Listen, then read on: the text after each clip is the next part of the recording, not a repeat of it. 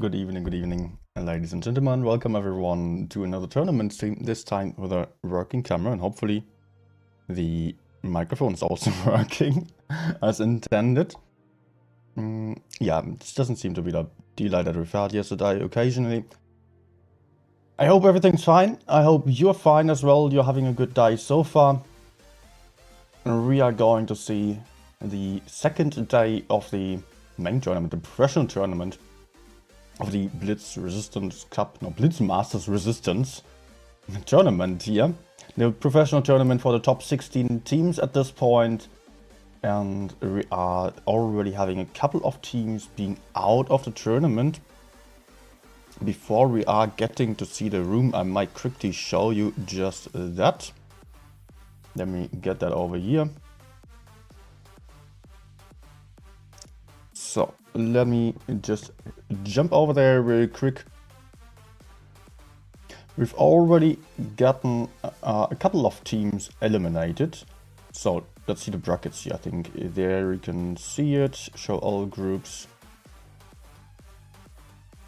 Yeah, a couple of teams already are out of the tournament. Group 1, who is out? and all these others are still in. While in Group 2, API, Serenity have gotten further here to the upper bracket finals, which we've seen yesterday. So we're seeing the lower bracket finals here. Oh, Zona got actually disqualified. Zone here, although they had a really strong performance against APA. And that's what we are starting with. Serenity versus Enemy. In Group 4, then we've also gotten WHN getting disqualified. So much about that. Let's jump over to the tournament room. I still have to reset the score. Yeah, people are not in there yet, but they will join in any moment. So, this is what we're going to see for the first game, Enemy versus Serenity.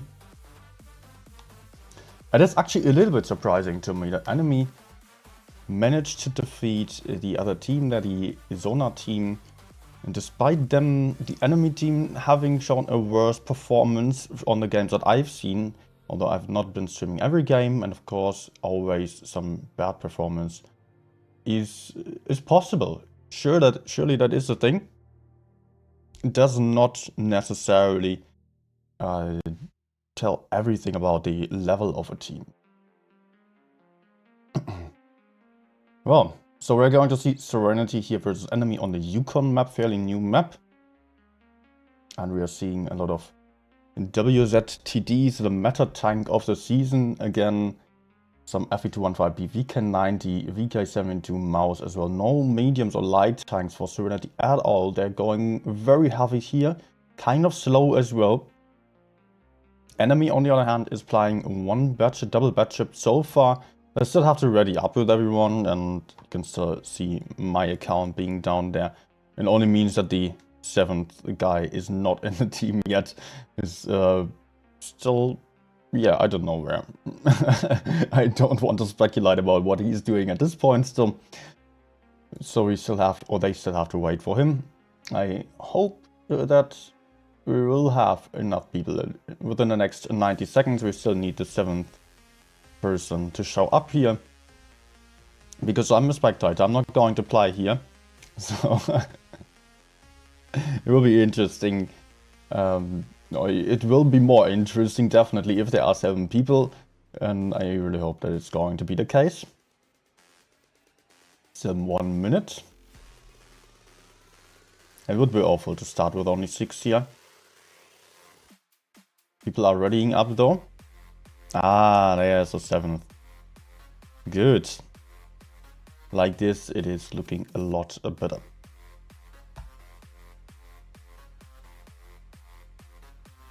Alright, let me quickly get my stuff out here. I wanna still open the stream here so I can at least have a glimpse at the stream chat, although of course there is a delay of 3 minutes here on the stream, so you will not be able, or I will not be able to read your comments and answer live. It will only come later on. Oh my gosh, I forgot to share it on Discord actually.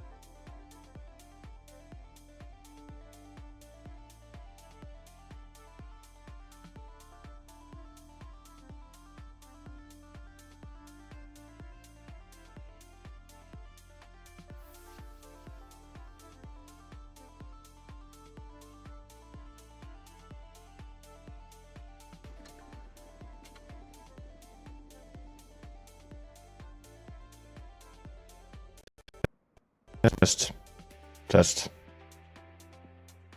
What? Oh my gosh. Wasn't it working at the start of the stream? I was looking at that in...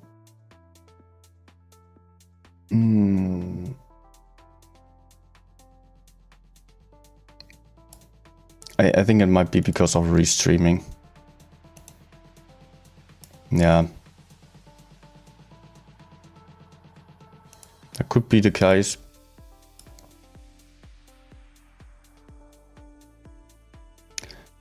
Let me just completely delete the source over there.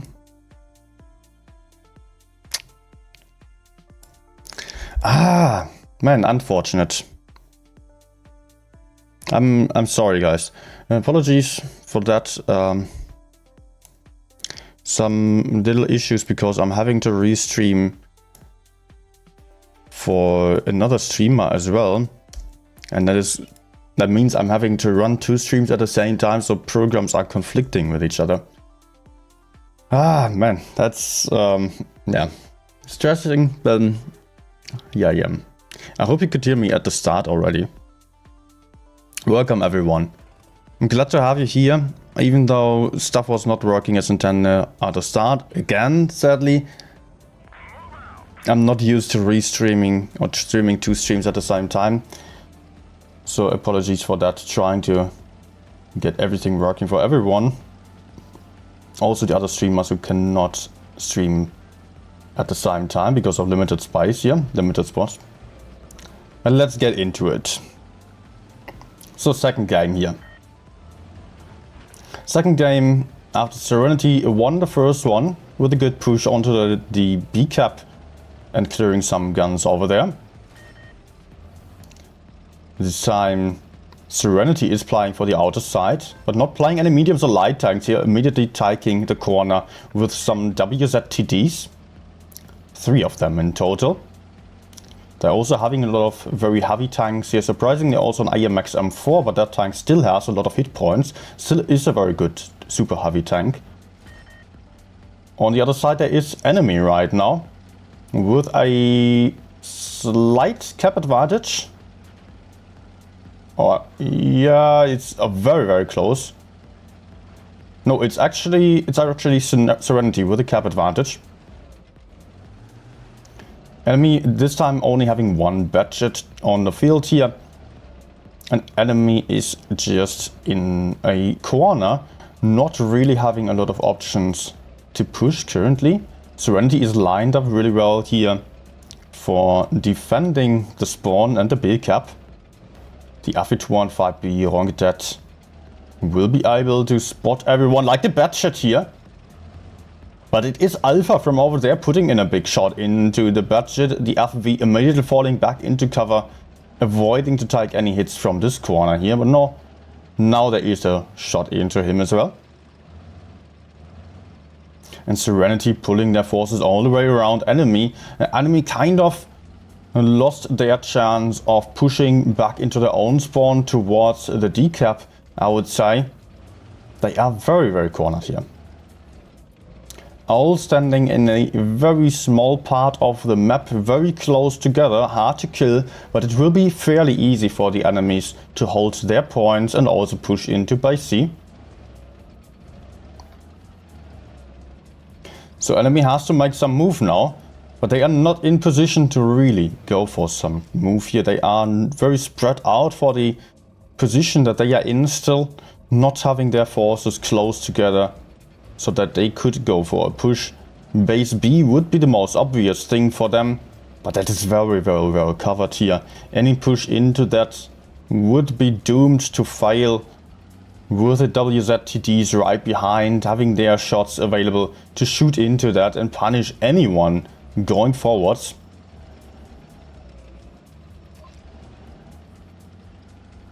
The Silver took a bit of a damage here, bit of a beating. Just spotting from the rear. He is isolated. But if enemy decides to push for the Silver, then it means that enemy will give up on all the caps here on the heavy side, and Serenity can simply push in over here, take base C, and potentially even base A, meaning they would have 4 caps on their side, winning the game comfortably. And I'm not entirely sure what enemy's plan is for now, because they're not doing too much. Now there is a bit of a movement here. Are they going to try to push out the FV215B, despite the backup that he has? Oh, first shot fluffing. They're trying to connect with Pimanther. But look at all of that here, just getting punished in return. Putting out 1 shot into Ronkete, but that's not going to hurt him all too much. The second WZ is moving in to cover. And there goes the first one. Serenity with some good crossfire here, not allowing for their FV215B to get killed easily. And there goes the second WZ already, and that's a point win. Serenity with a very comfortable win.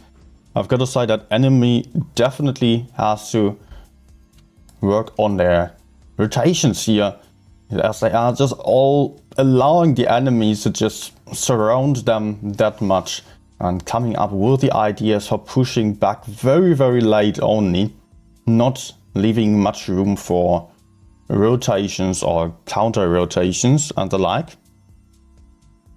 It was well predicted by Serenity what was going to happen. Kind of a different level here by Serenity. I would say very, very strong game by them. So that's a second win. And actually I just noticed I also have the in-game stuff not set up correctly. It's not Apple versus Serenity, of course. It is enemy. Let's just switch it out. Good.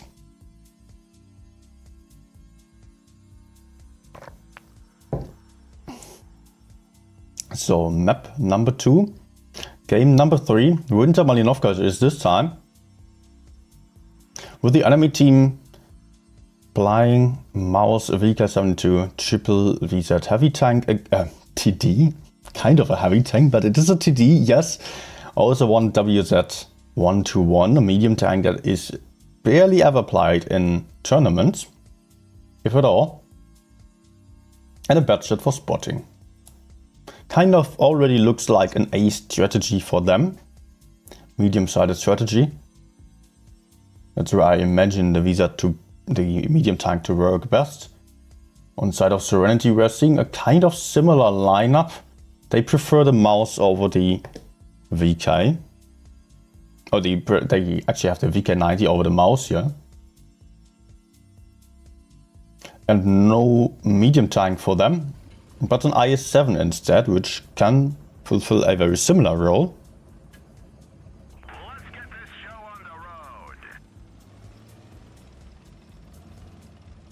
So let's get up here and see what they are going to do. Yeah, enemy rotating over towards base A, sending the VZW 1-to-1 into the corner. Kind of what I expected this tank to be used for. But if he is about to take such a passive position, I'm not entirely sure whether he will have any advantage over a heavy tank, as Da Silva is doing pretty much the same thing. And if we are going up here, then we can see basically mirrored strategies. Both teams having all their tanks in the middle on the high ground here. Although the team of Serenity is a little bit more committed towards the seaside. An enemy is already relocating here, rotating onto the A side. A potential push onto Da Silva is going to be started very soon. Rambo already using the reactive armor, but this is exactly what Da Silva is there for. He is a bait. He is meant to be pushed onto. Serenity, in the meantime, will have to push on the high ground, but the question is if they are ready to do so just yet. I don't think they are prepared for this kind of push here onto Serenity's Da Silva, who is taking the first and the second big hit, will not survive all too long over here. But there is some crossfire by Spitfires from the other side as well. And WZ here crossfiring, or just Yeah, it's just one cross-firing, next one taking him out. It costs some hit points, but it is kind of a free kill. Yet at the same time, Serenity managed to take base B. And if they want to, they can also take base C. But they are rather trying to focus on getting some guns out as well. It seems Spitfire is potentially in trouble, kind of alone. But the Bastion already rotating out here. Enemy on a hit point and gun advantage for now. Serenity's reaction kind of slow. Visa TD's also not being the fastest, and Palfa lost a lot of hit points with his TD here as well.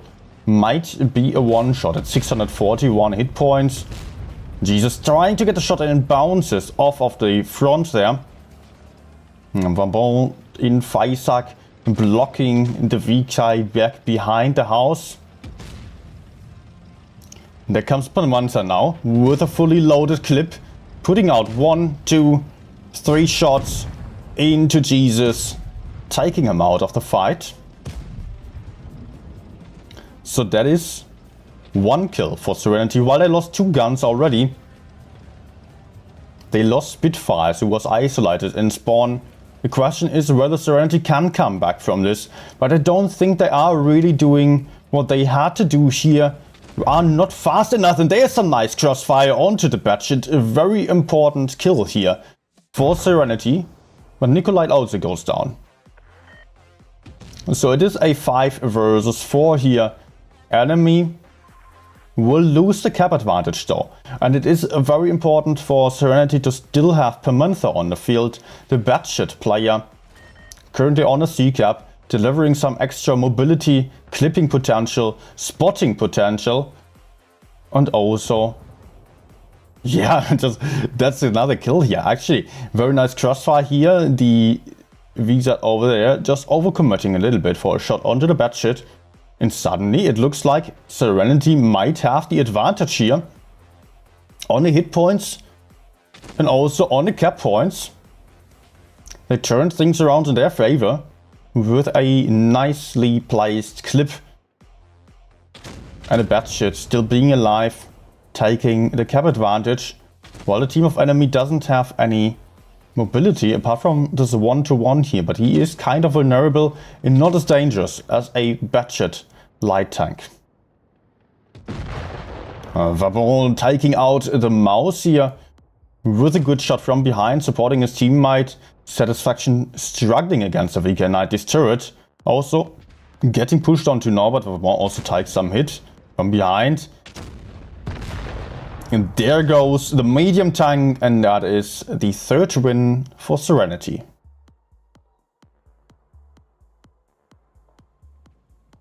Well done here by Serenity once more.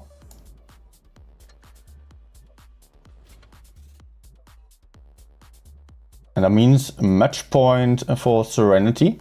Only 1 more win needed for them. And they will be through. Will be through to the next stage here. And enemy losing this would be out of the tournament entirely. And currently it's not the most glorious defeat that they are having here against Serenity. There is a mentionable, a noticeable, very noticeable difference in the strategies, but of course Serenity also being a very experienced team on the higher levels, just doing a good job for multiple seasons already. Da Silva, also formerly a player of APA, he has played with Serenity multiple times already, but Da Silva especially also having some top level experience. He won multiple seasons with API. Nikolite Permantha also having played together with EG, also a former top clan. Multiple caps in their cupboard already. Well, I don't know exactly what the history of enemy is. I think they're also a new team here on the EU server, might have migrated from the CIS server. Just judging by the names, they are probably Ukrainian, Eastern European. So I cannot see their tournament history.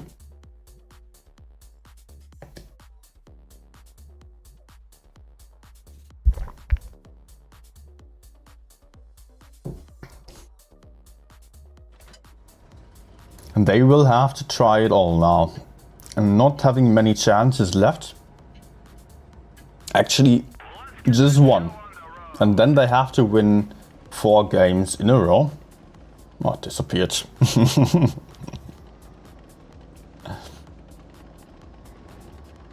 Very unlikely, but I would hope for enemy that they are still winning at least 1 game, if not 2. Oh, first attempt of a snapshot into the bush here by Satisfaction, who got spotted by Permanenther in a batshit. And Serenity is kind of doing the same thing as last game, it seems. Exactly the same thing, but this time the Silver gets spotted early on by an aggressive A-play here from enemy. And the Silver not looking good at all. Losing his hit points early on and going down already. So that means it is a gun advantage right at the start here for enemy. Having punished that bait very, very well. And not losing out on a B cap that Serenity was counting on in the last game. But Serenity is also counter pushing here. Serenity trying to go forwards. But focusing the mouse will cost them a lot of time. Might not be the best move here. But the mouse is being set on fire. Down to a 1-shot already. And it looks like Spitfires will get the kill here. So guns being even, but also Ronketet here lost a lot of hit points. Down to 571 hit points already. Failed his shot onto the S2B there. But Serenity is continuing their push, having the FE215B in focus fire, who is still managing to get down here onto the low ground, hiding his recall while the TDs are taking over. Counter pushing into Vabon here, putting in a big shot. Another big shot, 1k damage being dealt here, and there's a kill shot. Gun advantage to enemy once more. They are still having Ronketet in focus here. Maybe, yeah, there is the kill shot. While also Serenity managed to get 1 kill. Let's see how this is going to work out for Serenity. If they're still having any chance here. Bouncing a shot. Serenity still surviving a little bit longer. 4 versus 5. And they are having Rambo down to 1 shot. With this kill, no, the guns are not going to be even. No, actually, Serenity just managed to take out 2 guys here. But also they lost another one. It's 2 versus 3 right now. The batshit might be crucial to winning this once more. The batshit circling behind the SB, who is not expecting this. And the batshit is going to come here, putting out a whole clip then. The SB not having any armor, not having anything to face that batshit, struggling with the mobility as well. Just trying to put out 1 shot, but even failing that one. Just getting a track shot in and having to run away, but he will easily be taken out by the batshit. While there's still Satisfaction in the 1v1 against the mouse. Still having a lot of hit points. But Nikolite is also going to come. And in the back we could see the batshit taking out the S2B. While Satisfaction got double tapped. Still getting 1 kill, but being in a 1v1 with no hit points against a very healthy VK72 and a batshit over there. So the batshit will just be able to get to the side here and put out the kill shots.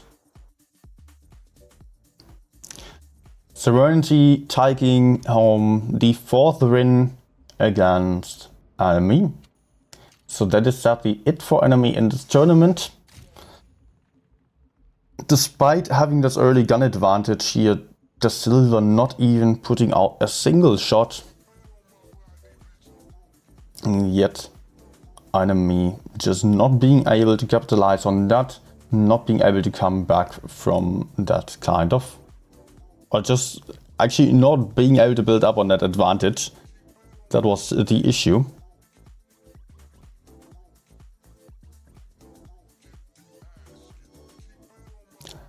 Alright. Okay, I don't know when exactly the next game is going to start. I think I'll see that on the website. Let's switch over here. I don't know if matches are going to start right after. Nope. Still half an hour, okay. Results. Do we have any more results here already? Wait, do you even see it? I don't think so. No, doesn't matter. You didn't miss anything.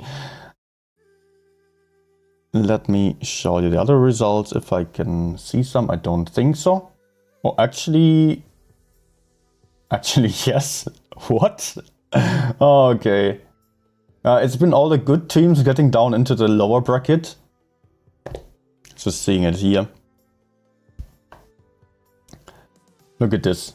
Every game so far 4-0. Serenity versus Enemy, Raid versus Aswell, Hype versus Aqua. All of these teams, all of the pro teams going for 4-0. Even the last games yesterday also 4-0. What is this? 1, 2, 3, 4, 5 4-0s in a row. Before that a lot of 4-1s.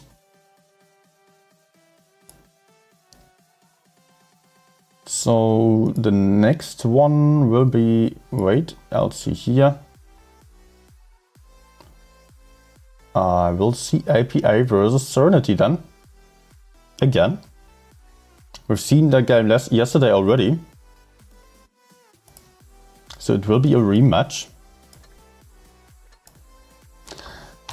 Okay, that means I'm going to have a bit of time and I will use that to just play some random games with the amazing new skill-based matchmaking. Let's see how it goes today. Let me quickly switch over to the iPad.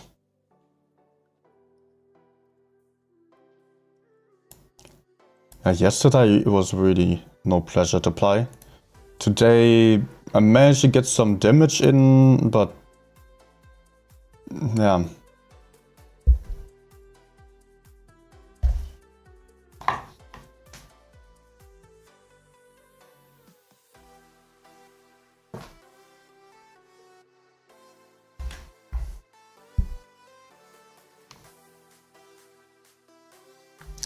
I really hope that there's still going to be some change to the new matchmaking.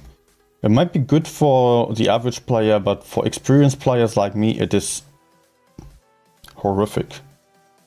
Couldn't be worse. Having really bad teams against a bunch of good teams. They don't have any player then on the same level as me usually. That's rare, but it's even worse because of that. Because then there are like 3-4 players of 55 to 60% to win, right? While I'm just in a team of 49%ers basically, or 50%ers. The difference is big, it's really noticeable. My teammates are just standing around and getting farmed. Enemies doing some smart moves and pushing.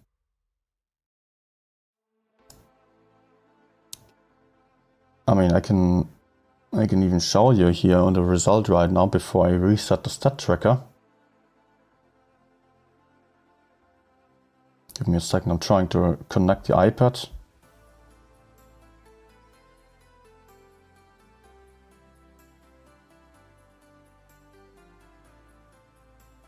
No. Ah. Okay. Was in the wrong Wi-Fi for a moment.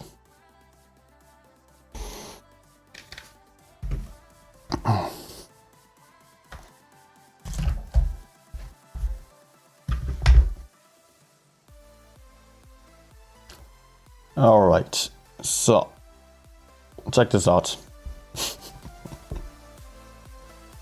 Games of yesterday and today. 4.5k average or 4,450. 45% win rate. 69 battles, it's even enough to really see that it's not just a couple of games, it's representative.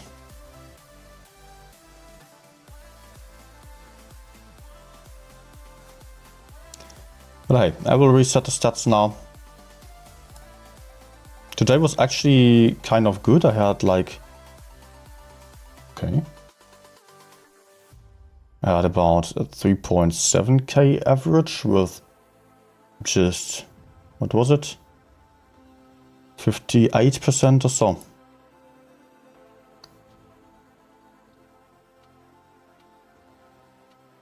Let's see what I can do.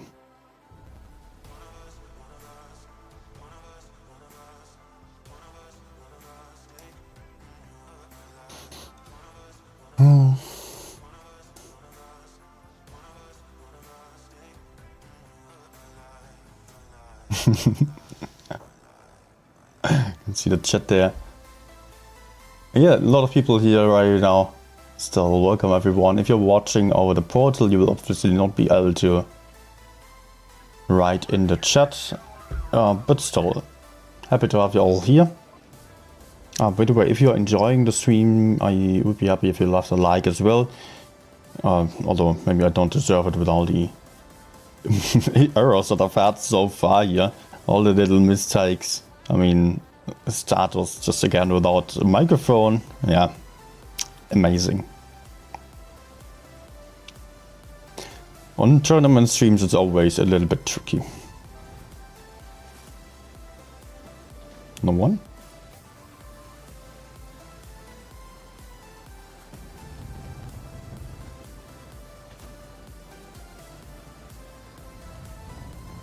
I'm kind of worried that if I'm peeking here like this, that I might get shot from the left side by some TD over there.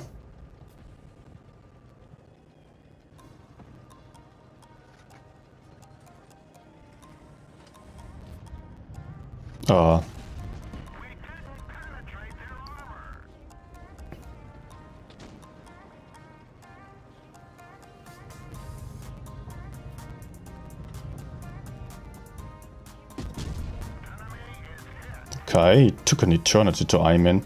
Oh, he did not even spot me. Crazy. But we're losing the right side. Can I help with this guy, maybe?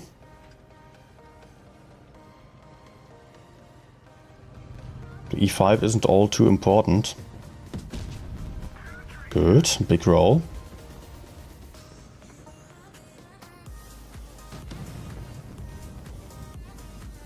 Yeah, stay, just like that. Stay, stay. Ah, okay. Cannot. What is he doing? What is the Skoda doing?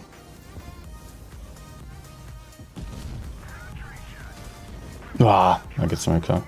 Hello? Well, that's what I was trying to say, like... With this kind of matchmaking, I'm having these kind of teammates which are absolutely not fighting, while the enemies are pushing. My teammates are standing around. Of course, the enemies are also having bad players still, but on average they're just slightly better, slightly smarter in the moves.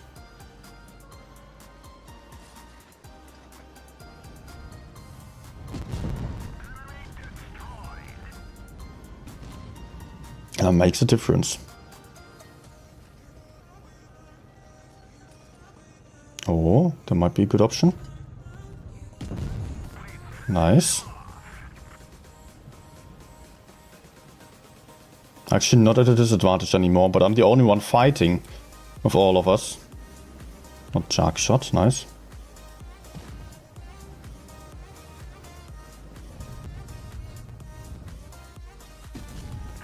Nice one.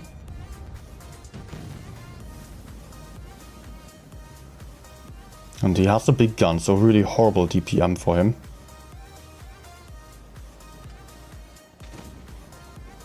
Let's see if BZ is also trying to run here, or push forwards. No, he's having shots.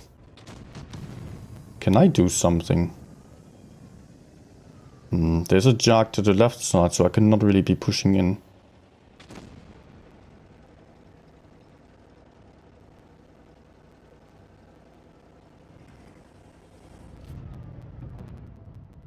No.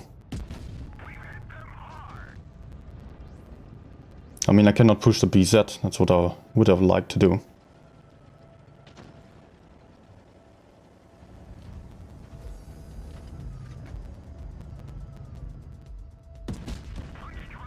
Nah. Bad low roll.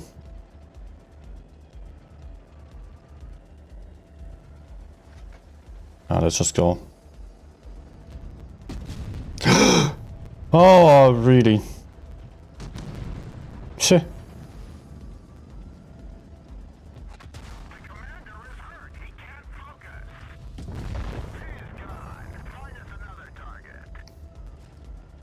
Would have been awful if the BZ actually managed to hire on me there.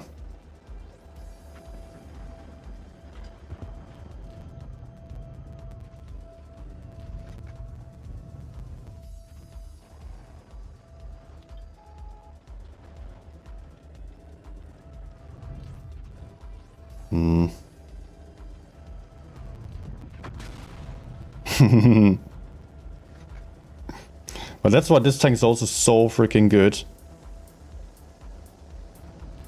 You just can basically not get HE'd, which often happens in tournaments. If you cannot inflict any damage, then people just HE you.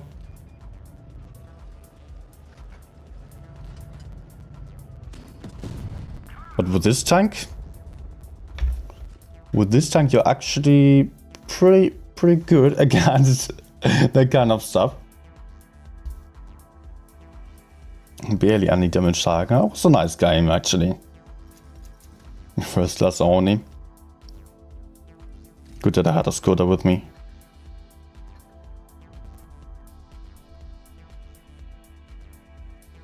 But hey, enemies were also not too great here on this game.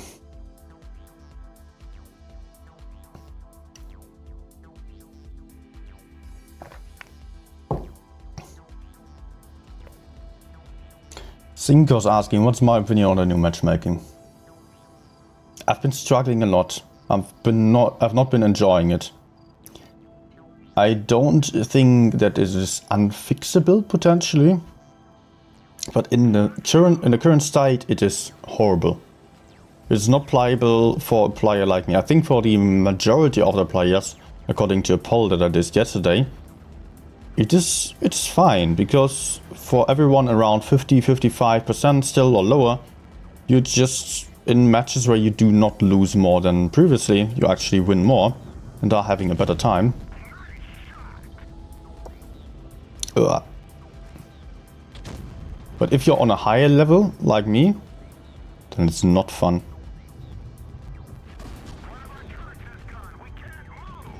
Because what happens there on a higher level is that a 70% player like me is getting balanced out by having a couple of bad players on my team, while the enemies are having multiple good players.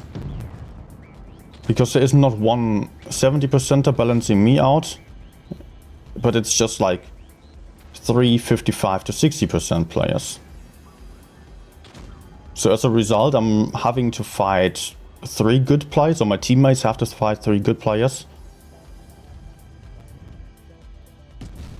And I cannot be that effective, even if I try to farm and do a lot of stuff. Well, mostly what happens is that my teammates die left, right and center. Well, I still try my best and survive until the end, but it's simply not enough then. Of course, to some degree that always happens. But like, yeah, this game is fine. It's not a good example for bad matchmaking. I'm still open to give it another try.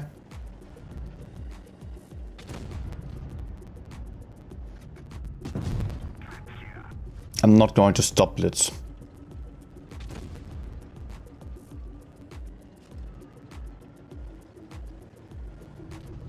No. Actually, I will already go to the other side to get some damage in there.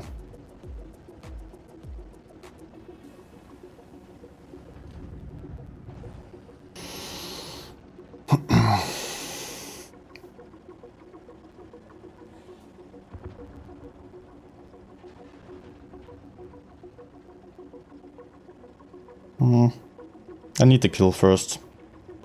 And then I can fight the E4 on my own.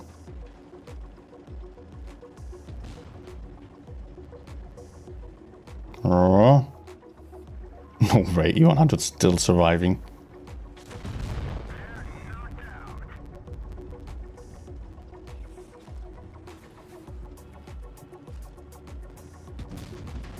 No.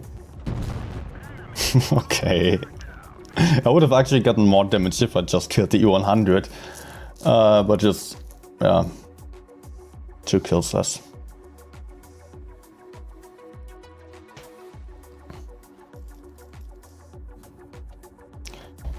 At least a win right now. But mostly what I'm having is just having a lot of rebad players up to a maximum of 53%. 57 is really high here, but low battle count. While the enemies are then maybe also having some 1 or 2 49, 48%ers. Okay, this one's just generally a very bad team here. Did they maybe change some things already?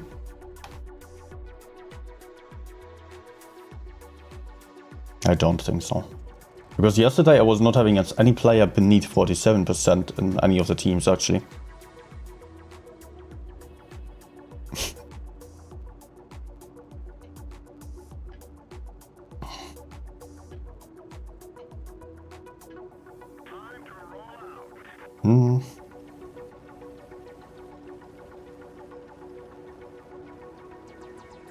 Okay, I want to play a heavy game. We're having a heavy disadvantage, 2 heavies versus 3. It's kind of unlikely that they all going for the heavy side, but nonetheless the heavies might just come here. So I will play like a heavy tank. Ah, first shot. If not, then I will try getting into the corner. It's generally very important here for this map to get control of the corner, otherwise you cannot fight for the side at all.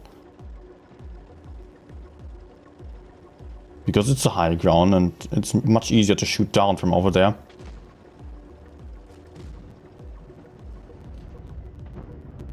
No. Nah. Looks good to us.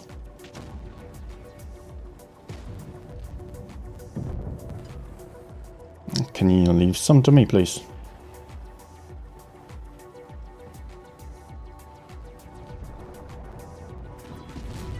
Ah! Yes! Ah, okay. The enemies just falling apart here. 50B even being AFK.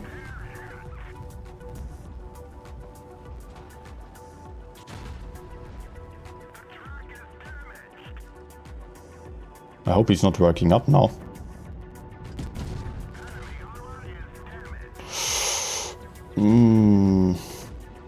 Help? Oh no. Okay, thank you.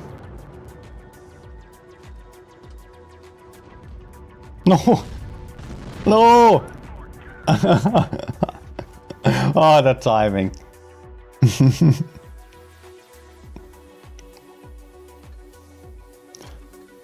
Oh, he's back. I don't have time for the platoon right now. Stats, which stats are counting? It's only the all-time stats that are counting, which is not making things better. Although for me it might be slightly better because I've been a noob when I started. But nowadays I have a lot of games and yeah, I'm on a pretty decent level, I would say. Well, others are just having, like if I reroll for example, I do actually have a reroll, and when I'm having like top 10 stats then, yeah. And it's probably not going to be fun to be in the standard matchmaking afterwards.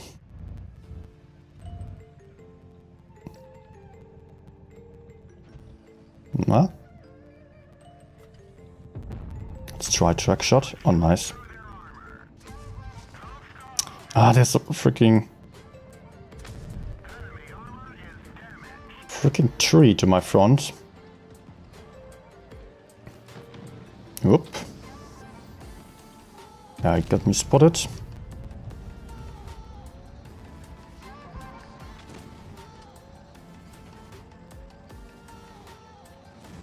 How about the enemy TDs?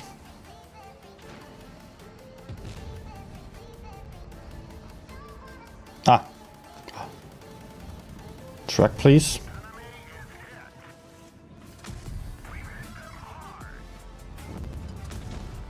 Nice. Oh, little luck.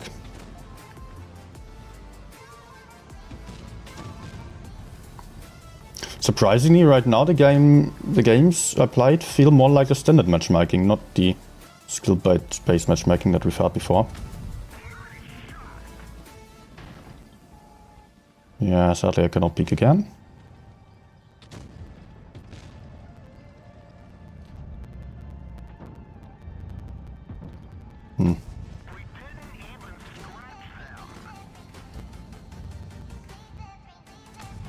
Oh no.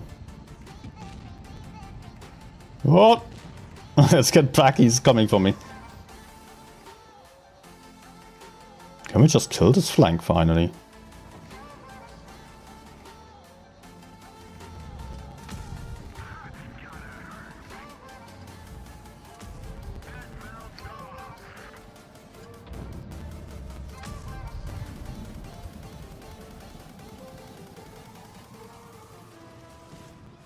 Oof.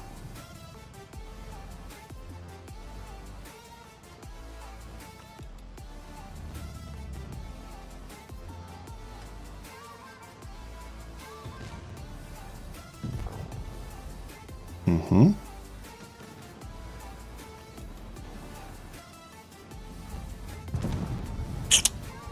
Oh. Stop stealing my damage.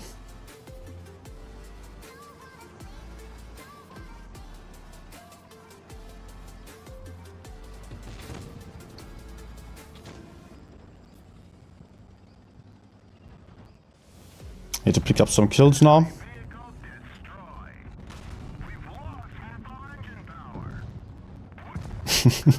Gotcha. Alright, back to safety. And I can chill. Just 3k, but okay.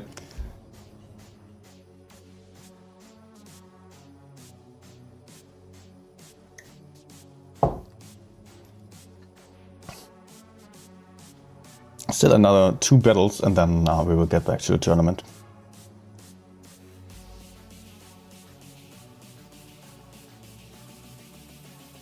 Yeah, only 30 dice, only all times. That it would be better if it was all time, to be honest. I did not even press battle.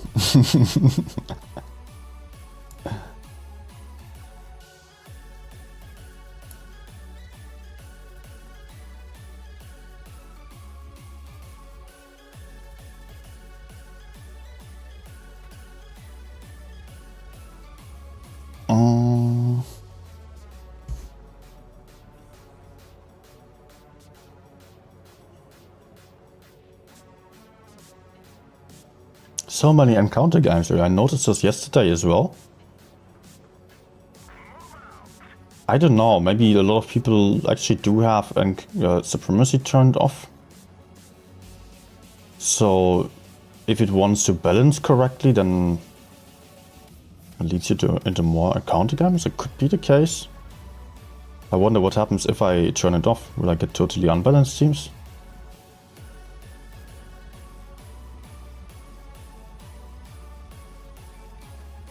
I might try that actually.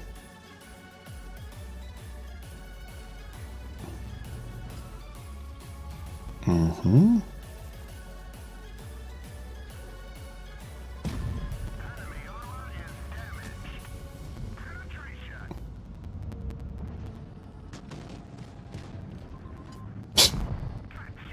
Dude, what the hell?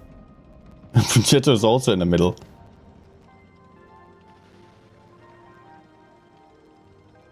But I've got to be careful with the Yo right behind him. Maybe I'll just shoot him instead.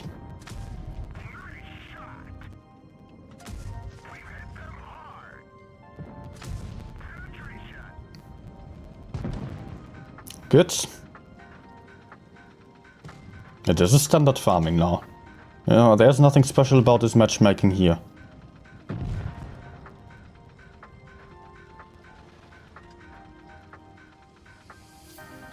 Nah.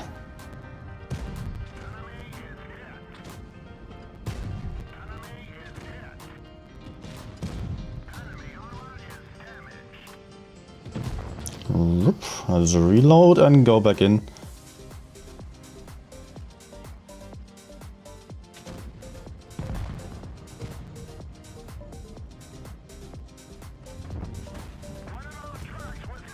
Oh, I'm a wreck. I'm a wreck. Okay, no.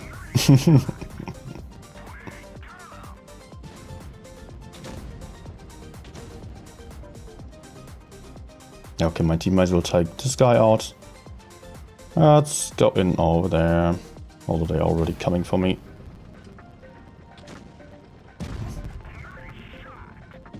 I want the armor rack, man. Okay.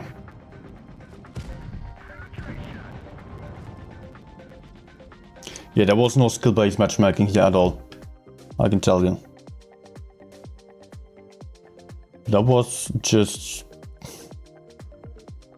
That was a random battle, definitely.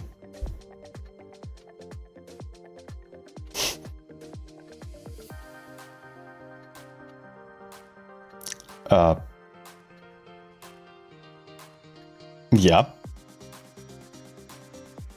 Did they actually turn it off again? Or was my performance so freaking bad today that it was based on recent stats? And then I'm now getting bad teammates and enemies.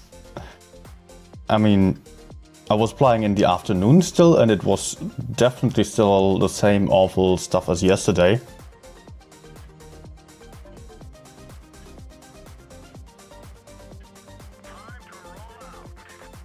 Any news on that? Don't think so. That's weird.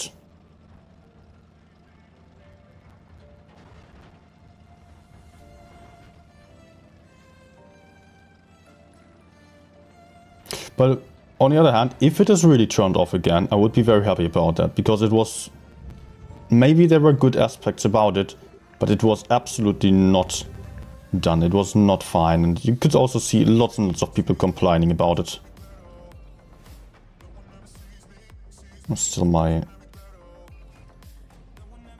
settings are not correct. I should not have done so while standing in the open. Whoop. Because the settings all got reset yesterday.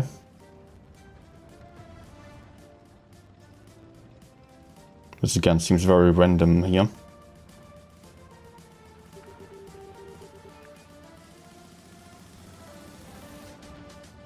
And what's a Hori in the corner? I don't know if there are also any other light tanks. No, I cannot go for the corner because Batshit will just crossfire me. But we might potentially kill the Batshit. The E50M, E50 it is only. It's over there, that's good to know. Uh-oh. Let's focus the Batshit actually. Although T-57 could have been dead by now. Well, the Batshit is super risky for me.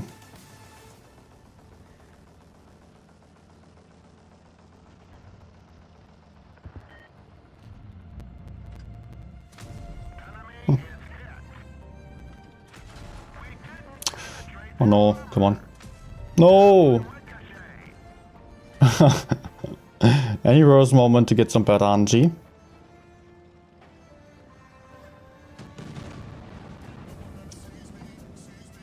Nice.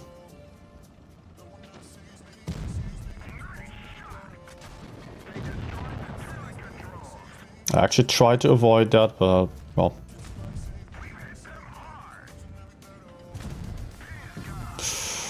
Let's also try to avoid the Hori.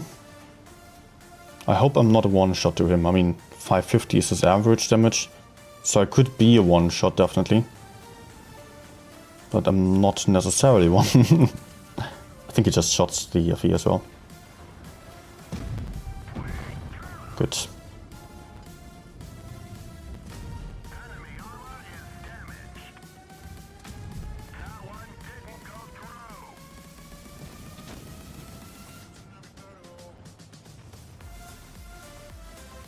Okay, I'll just rotate and try getting to the flank here for cross-firing either Minotauro or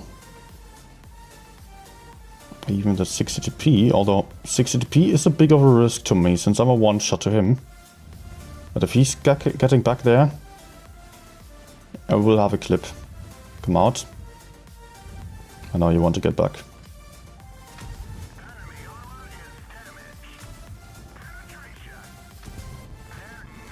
Yes.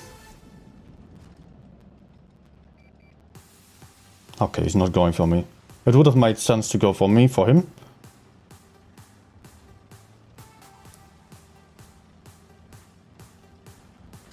No. Go on.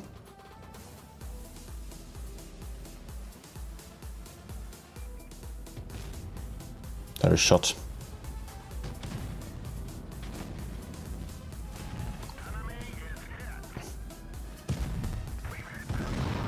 Okay, nice.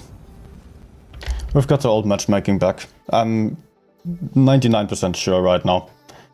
Maybe it's just not working for a moment, but it looks like there is no skill-based matchmaking anymore.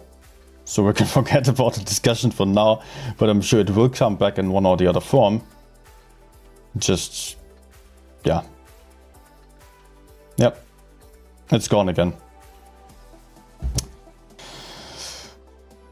We are saved. Yes. Okay.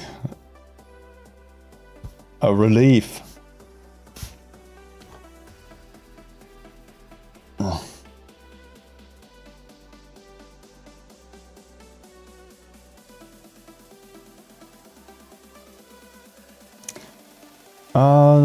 Hello to Russia. Привет. Привет.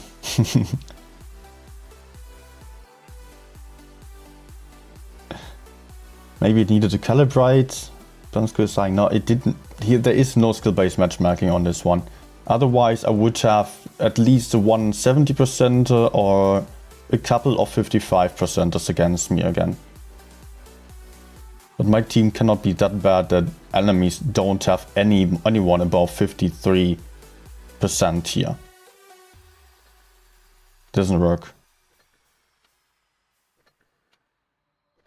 No. Yesterday I've not met a single 46% or beneath. 46 yes, but not beneath. So I was just having teams of about 47 to 55% win rate each player. Average of 49 to 51, something like that. While the enemies were all just basically being 53 to 57% on average, I would say. So their minimum was 48%. There was like one or two players. The others were all 53 to 60% then. And that meant that they all played aggressively, took the good positions. My teammates stood around, didn't know what to do, and just got farmed. And I was there like, okay, what can I do? I cannot win this. Can I still farm some damage? My teammates right next to the red line cannot hide behind them anymore. Cannot use them for spotting or so. It was awful. I was playing 100 games since yesterday, like this afternoon and yesterday together, combined. And I was having 48% win rate, while my 30-day stats before this update have been at 78%. And I was even playing some platoon games, so there was no chance of me enjoying this. Okay, I'll get an invite for the room. Although you might say, yeah, the kind of matchmaking I had of previous games, that was too easy.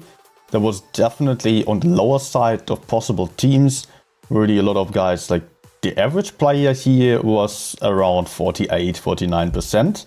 Which is the average player on Blitz. So there was rather lower than that actually. So that was not good. I mean, I would be fine if it was just, if there were more better players among the players that I'm playing against. But if I'm having simply a much worse team than the enemies, then it doesn't work. Then, yeah, then I'm just getting frustrated as hell by the teams not doing anything, enemies just constantly having the better positions, constantly killing every single flank that I'm not at. And a 55% player you cannot just take out easily, that's the problem there. They are also aware of how to use their armor, they know how to play kind of at least in one position, they know how to trade effectively. They are not the best at repositioning. That's actually the main difference between the 55% player and 70% or 80% player. Repositioning. How aware are you of what is going on all the way around you? What can you see? Where there are opportunities, where you can go, all that kind of stuff. So that's the main thing. So I could not fight frontally yesterday, and going somewhere else was also useless because enemies were winning there already, but my teammates were not doing anything. And if I had the opportunity of flanking around, enemies were already relocating, re-pushing back into the spawn, while my teammates were just standing around looking at the position where some enemy has been a minute ago, but they were long gone already, so there was absolutely no reason for them to push in, or just they didn't see the reason to push in, they didn't see the reason to fall back or so, while the enemies were doing a lot of stuff, even if it's simple stuff like going to the medium side with everyone. My teammates just going to the heavy side and wondering what to do then. Yeah. I'm happy that it is cancelled now.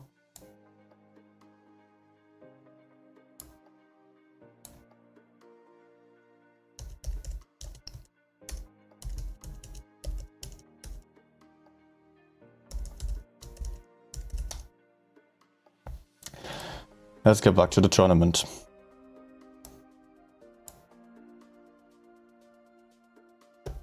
We're having the next room invite already, and can see APA versus Serenity once more. At the start of the stream I even had the I had the correct names there. So left is APA now, okay. IPA, and right is Serenity. No. What? Yes. Should be. That should be the case. And we can see some different approaches here. IPA again going for a lot of VK72s and some FE215Bs. One WZTD, Serenity applying a WZTD, Kranwagens as well, on Normandy by the way. Yeah, it makes sense there. Also VK90 that they have liked a couple of times already, and double FE215B. I find it very interesting to see how API has just quickly decided to change their playstyle, since they were one of the teams spamming the most of the WZTDs in the qualifying stage of the tournament. They were really playing it all the time, at least 3 per team. And now that we are in the main tournament, they seem to have ditched it completely.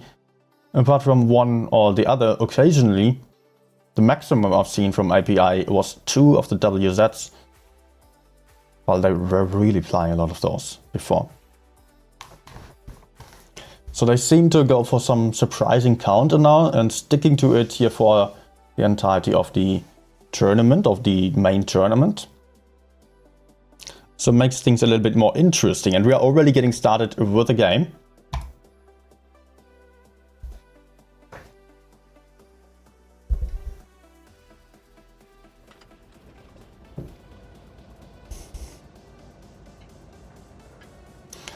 We are having APA here on the left on the red team with their heavy lineup. This game is likely to be a bit more of a passive gameplay, since this map can hardly be played aggressively. Here comes the plane crashing in the middle. APA committing towards the A side with a couple of tanks early on here. Rather uncommon. While on the high ground, Serenity is pushing into the decap with the double FVs. early on taking the cap advantage. And API actually committing their VK72s to the A cap. But there is Ronketet able to defend that potentially. Also Da Silva is in position. First decapping shot into Uni. Another shot flying in here, and also Vabo is in position here. Good crossfire. Uni taking a lot of shots here. Really being in trouble already. Down to 1k hit points and also having his armor rack critically damaged. If Serenity had the clips available, they could be counter pushing. It will just take a while, and then they could potentially just go in here and take out the VKs. But I don't even think that this is the best idea for them. Simply because API also has a lot of tanks available right behind, which can be expected. And Serenity kind of predicting the move here of API, really well positioned for exactly just this scenario to happen. Although it is very uncommon that there is more than one tank going for A, especially at the start. Mostly everyone's just camping, some light tank being sent into the A cap later on then. Uni is doing the only correct thing of running away. Has dropped to the beach but wants to get up here again, trying to get back into safety. So some good advantage early on for Serenity, having taken the cap advantage, having shot down Uni right at the start already. But still Serenity doesn't have any major advantage when it comes to the hit points, just about 300. But their tanks are having different strengths than hit points. They are having the DPM on their side. So Bobby currently the only one overlooking base A still. Might not be able to defend that reliably if Serenity is committing to it, but APA has other plans here. They are already positioning themselves for a heavy-sided push. Maybe they are going to be pushing in very soon. Serenity still sleeping a little bit, but also Da Silva now relocating, going up to the high ground here, while the rest of the teammates of Serenity are also in very, very passive positions, overlooking the decap, trying to defend that one. They have the advantage, they don't really need to do something. They could be pushing somewhere else, but there is a lot of open space here that cannot be spotted all too easily on this map. So Serenity is trying to play a safe game. Elmery pushed into the middle here, getting the spots in for API from a bit more of an aggressive position.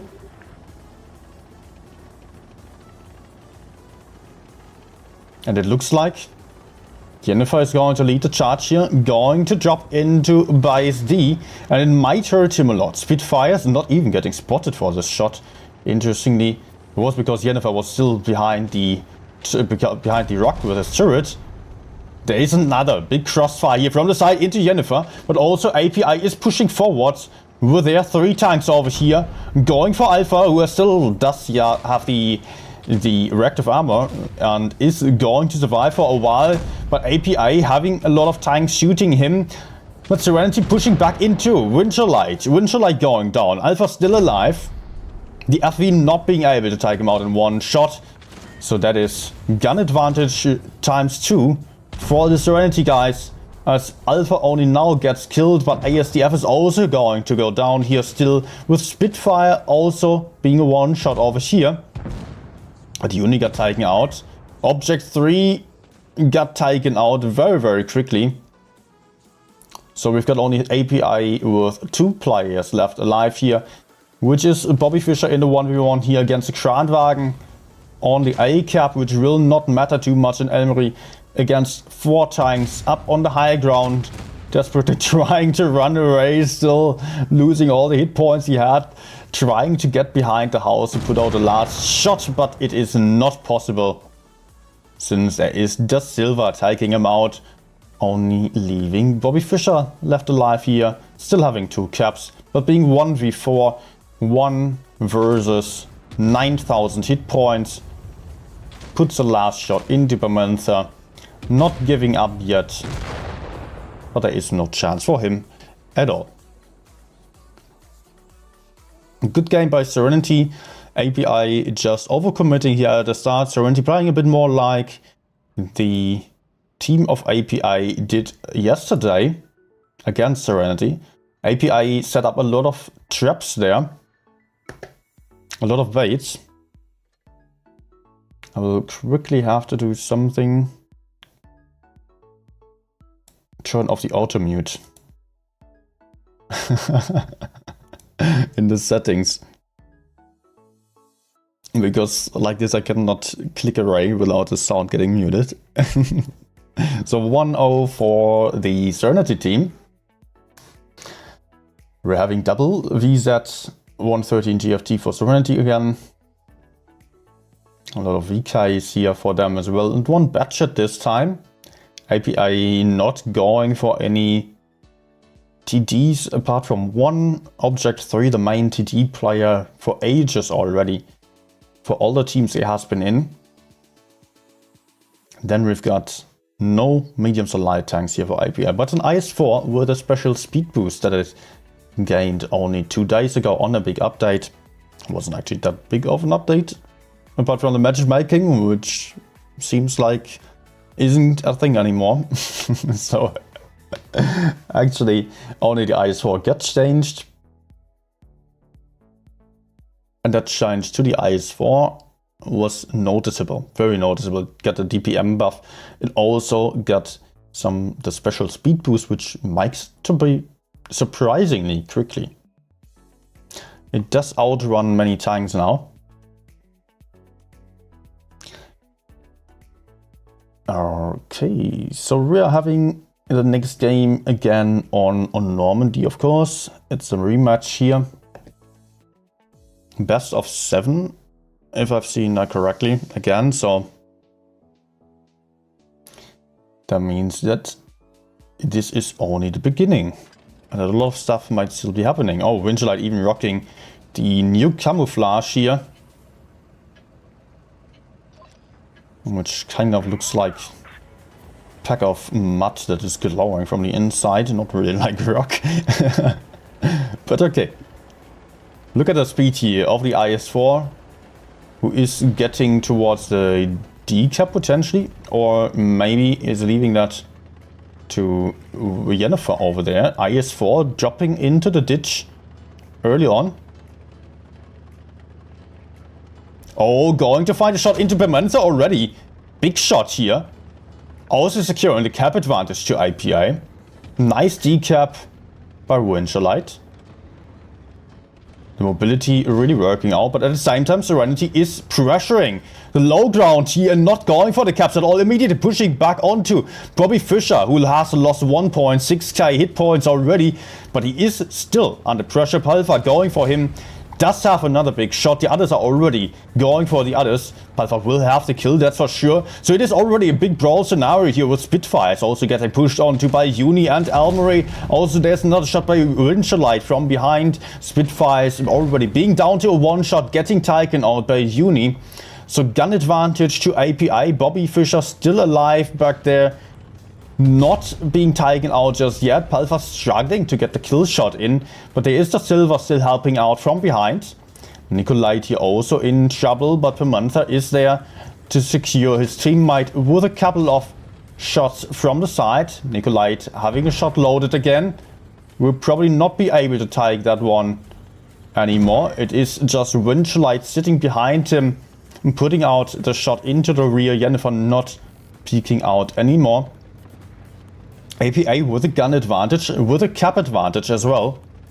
Hit points also in favor of API by big margin. 3k hit points more here, which is over 50% more than Serenity's.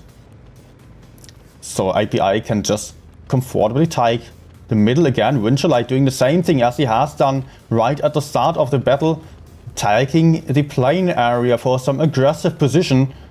Going to spot for his teammates, being the bait if he is getting pushed onto, which wouldn't be too good for Serenity because Winterlight is full life. Then Winterlight would still have a lot of tanks right behind him, supporting him in any way. Elmery also coming up towards the V-cap here. with Vambon over there just hiding for now, waiting for his opportunity. Maxwell by Alpha into Elmery. Well, API can just comfortably go forwards. Having the Silver in focus, putting out one shot after another. Elmery still got killed, but the Silver as well. And Vambon is now also getting pushed onto by 3 tanks here. Might be able to put out a last shot still. But there comes Uni from behind. Does get the kill shot in as well. So 2 versus 4 at this point. Winchellite not able to connect this one. But Alpha not having any hit points available anymore. So putting a nice shot into Object 3. As he's getting pushed onto by Winchellite now. There comes Pimantha. Does get a nice shot into Winchellite still. Winchellite is being out. Is there another chance again? Pimantha going for the reload. The Batchet, such an important tank in this meta, might be able to take out the one shot still. Jennifer coming from behind though. And Jennifer still having a lot of hit points. But he cannot push in to kill Pimantha. Object 3 shot. So Pimantha is taking him out. There is the next one getting taken out. Great play by Pimantha here. Absolutely phenomenal gameplay by Pimantha on the Batchet. Going for the reload again. And suddenly, Serenity does have the advantage. The caps don't matter anymore. There comes Alpha, putting out 672 into Jennifer. Pimantha can afford to take a hit here. Although it was kind of close, only having 19 hit points left. Pulver and Pimantha carrying hard on this game. Damn, that was close. Alpha actually dealing 6k damage here in the tournament game. Oops. Oh, I wanted to see the score again. Yeah. Alright. Back to the training room. Man, that was amazing. That was really amazing. It was so close. I really didn't expect Serenity to win this. So API just being overconfident on the push. Theoretically, API could have just sat there on the 2 caps that they had. Serenity would have had to push in. They had 3000 hit points more. That's more than 1 tank. They could have just been there and waited and waited and waited, and Serenity would have not had any options. But API thought, you know what? We do have enough tanks available. We can just kill them. They cannot relocate anymore. Somehow Serenity still managed to go for the map control, spread out a little bit and crossfire everyone in the middle. With API just not carrying enough. Yeah, API basically threw this game away to Serenity. We're switching maps to Lagoon. This time API is also going for some more VZ-TDs. And also one FA215B, some German super heavies. Again, no Batchets here on the field for them. But same goes for Serenity, very, very similar lineup. Just a couple of different tanks. Okay, I will be back in 10 seconds.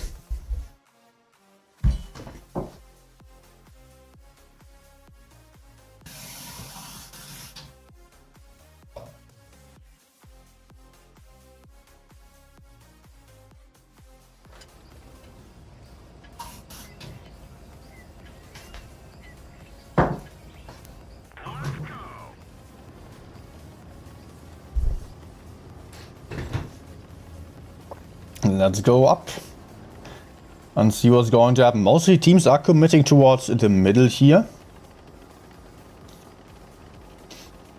Serenity having some tanks moving up towards base A. API 1 tank less than that. No one is going to have any spots here, interestingly. No one playing any Batchet. That's rare.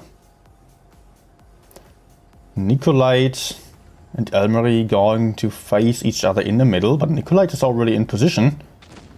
So Elmery cannot even peek there. On the other side, we've got Object 3 and Pimenta facing each other off. Object has not been spotted. Pimenta has been. Double TD back up here for Object 3.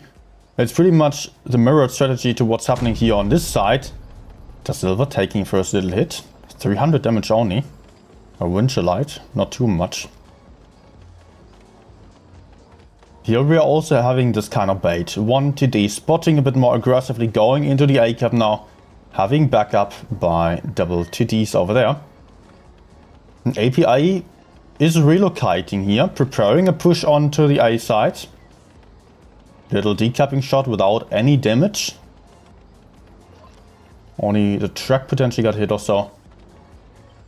Serenity is kind of well positioned to catch any push here, but they might lose the silver for that.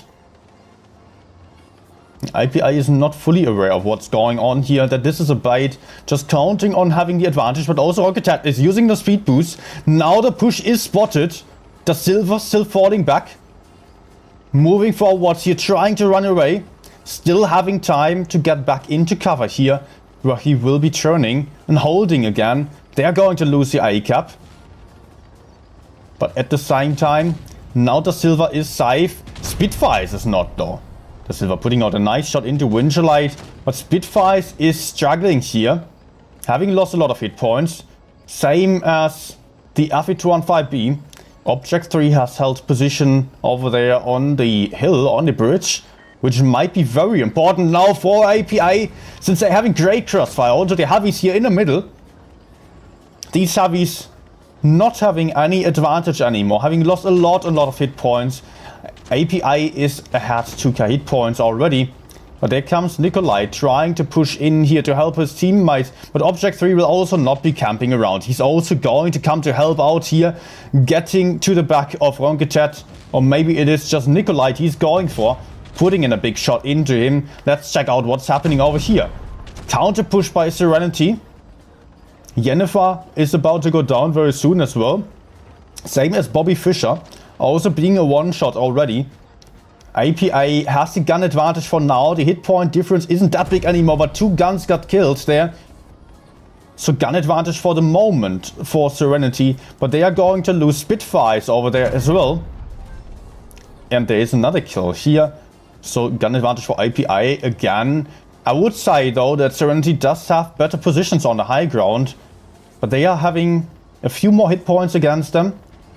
And double caps pressuring them. Palfa being a one-shot, not able to do anything anymore. It's hard to see where there might be any option here. Maybe it is Elmery. Pimenta going for a shot here, taking some shot in return definitely. But it might be worth it, as he can take him out. Well done. Very well done. Pimenta being able to get the one shot. And now having the guns even again, guns leveled out once more. Another kill here for Serenity, but they are still down on the hit points.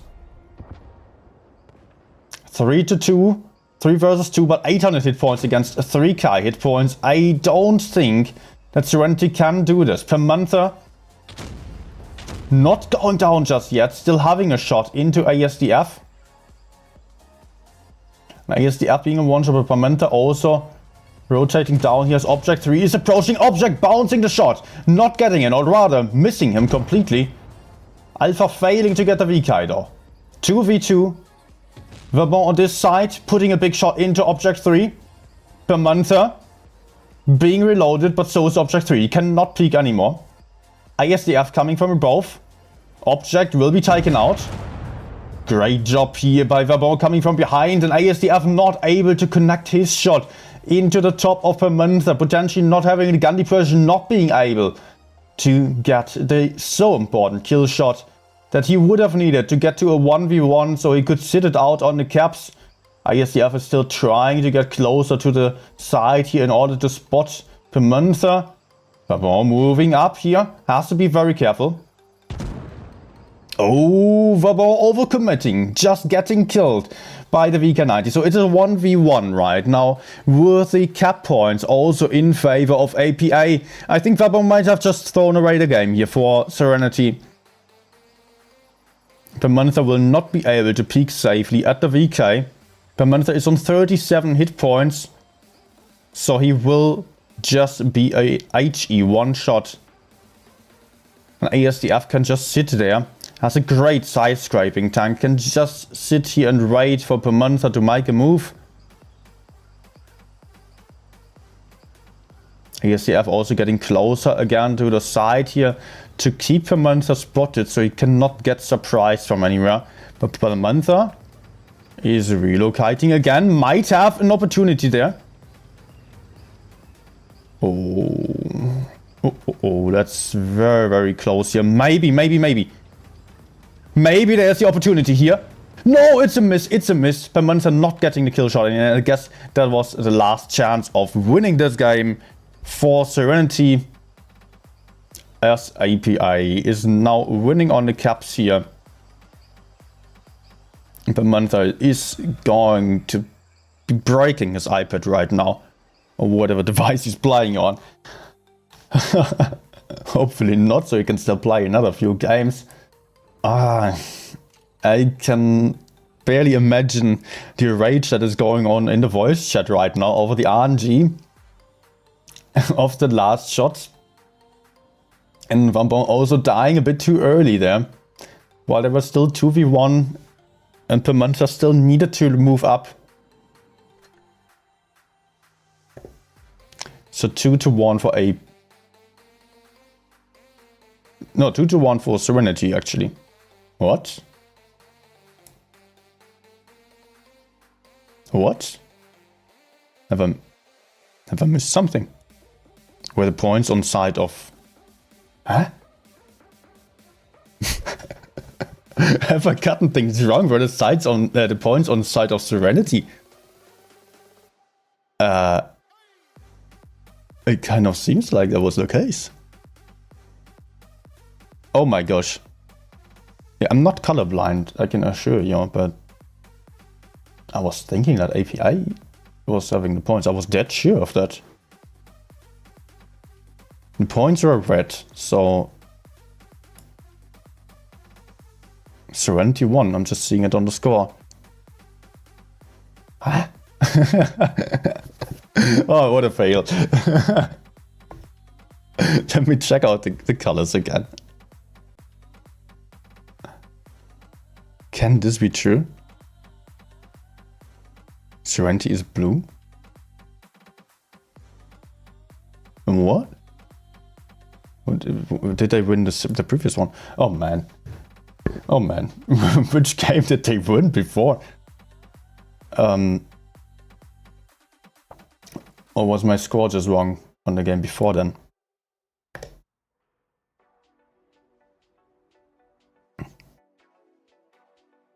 So rematch. Man, I'm totally confused now because suddenly it's at 2-1 and my score said 1-1 while Serenity was... Serenity didn't win 2 in a row, right? I lost the first one. Oh my gosh. Okay, maybe they won the first one? Never mind. I will find out later on again. Let's focus on the next battle. API going for a bait strategy. Having a mouse in the spawn. Something you should never be doing in random games. But in this case it might be working out. Because Winchellite and Bobby Fischer are also staying there. The others moving up towards base C. So API will be trying to get base C and hoping for the enemies to push down here. So that in the very last moment the mouse can suddenly move out and then be covered by the FA215Bs. Let's see how this is going to work out. API trying to surprise the enemies, but Serenity doesn't really have any reason to push. That's always the tricky part about these kind of bait strategies. that the enemies don't have to do anything. Elmery taking a little hit. I mean, Serenity does have base A and can potentially even take base B. And API did not gain any advantage. And still they are waiting for Serenity to push. They want Serenity to push behind Elmery. That's the point of the strategy.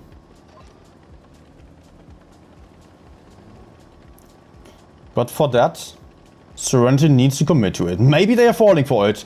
Yes, they are, but at this point, API gave up on the idea of the push here.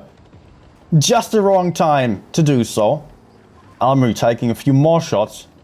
Not in the best situation, but API counter pushing. Going for the FV215B on top here.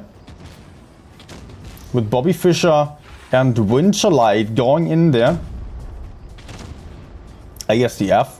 And now absorbing some damage by getting a bit more aggressive.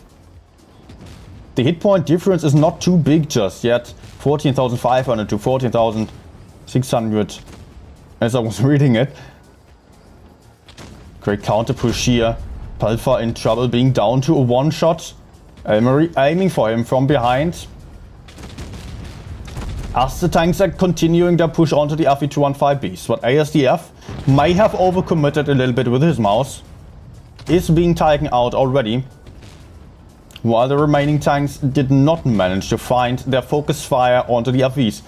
Generally, the focus fire is not on point here at all by any team. Everyone just shooting some different targets. Not able to take out one after another. Pamantha here taking another shot by Bobby. Winterlight going down. Guns on side of Serenity. Hit points slightly as well. 3 versus 5. With Pamantha only having 2 hit points left. Jennifer also being taken out over there. Only leaving Elmery and Uni left alive. Uni has been flanking around the map with a mouse tank, being too slow to catch up with his teammates. And Elmery now facing off 4 tanks here. Not having much of a chance. A little bit of an HE by Rongetet. Spitfire is coming from behind for a 530 damage roll.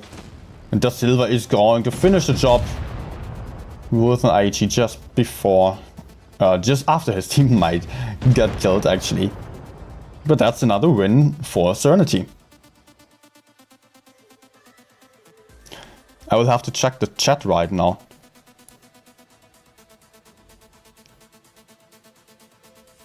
Ah, I added points to API on the second game. Okay.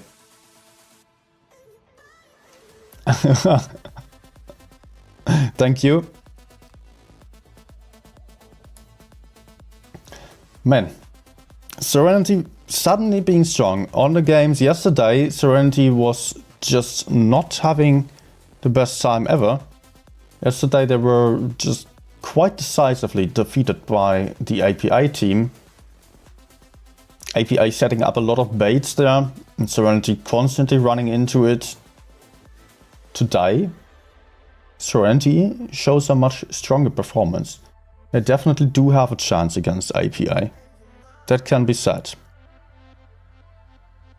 But as always, there are some games, some maps that are not suiting a team. There are games where you're just being unlucky, where the focus fire is not on point, where someone loses hit points early on and the game is lost by that already. Maybe it's because skill-based matchmaking was turned off again. Who knows? So next map will be Ghost Factory. With a double VK72 for either team. Mouse VK90 on API side. Also Serenity likes the VK90 again. But then the differences are starting here with API only rocking 1 TD. Serenity playing 3 of the TDs. And again here once more, 1 budget still for API. Da Silva on the other side going for a heavy tank. So mobility advantage for APA, at least when it comes to the spots. Serenity playing the slower setup that will require the enemies to just be in position for them to push onto.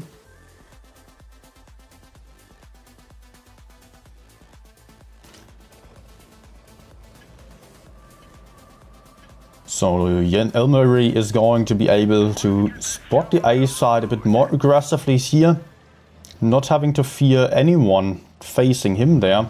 Let's maybe follow him on the foot and see what he's going to do.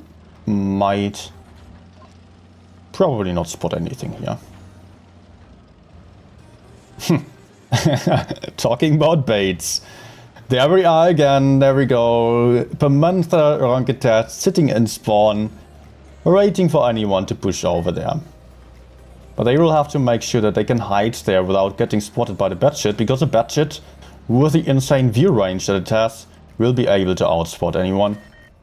Base C has been taken early on by Serenity.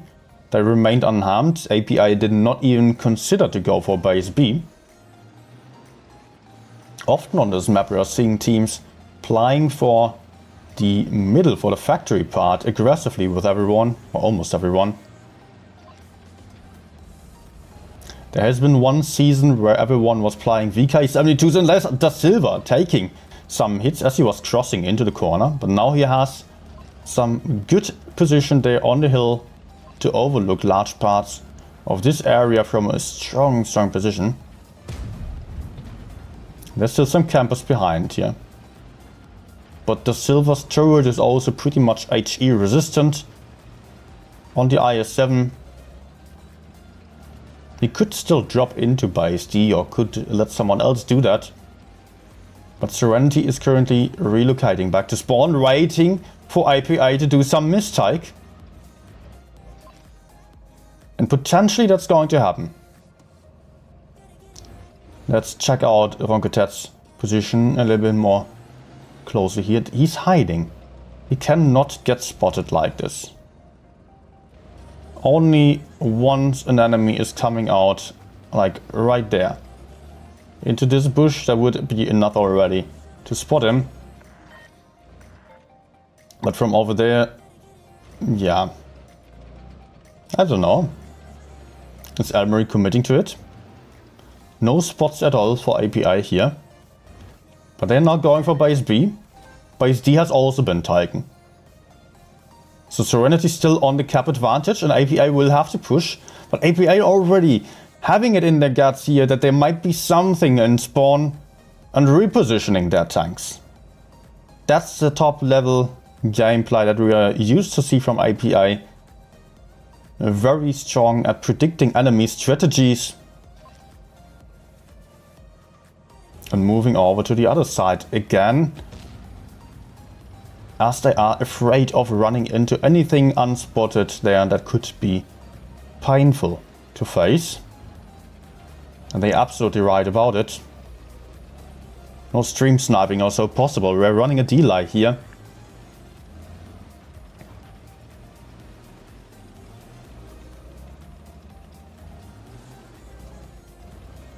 And teams are currently not doing much here. VK19 now moving into the C-cap. ISDF it is. Just trying to stop it potentially, but still facing some tanks over there. Not really succeeding to get in there, but Uni's also trying. They will only have to stop it a little bit to gain a cap advantage.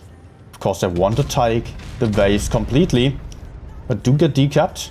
But it was already enough for API to take the cap advantage, and there is only Alpha decapping for now. So it looks like API is able to take base C as well, so they are having the cap advantage now. But Nikolite is coming in here to push back onto ISDF and Uni. But Serenity has been losing some hit points.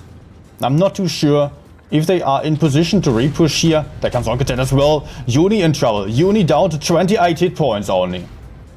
Spitfires coming in as well. Also ASDF is down to one shot. The Silver get taken out on the other side. So gun advantage for API for a moment, but they are losing 2 tanks here. The cap is being taken back here, but there will be more needed for Serenity. They will need another cap, and there's another kill inside. But Fabian also struggling to get it, getting taken out from the side by Winterlight over there.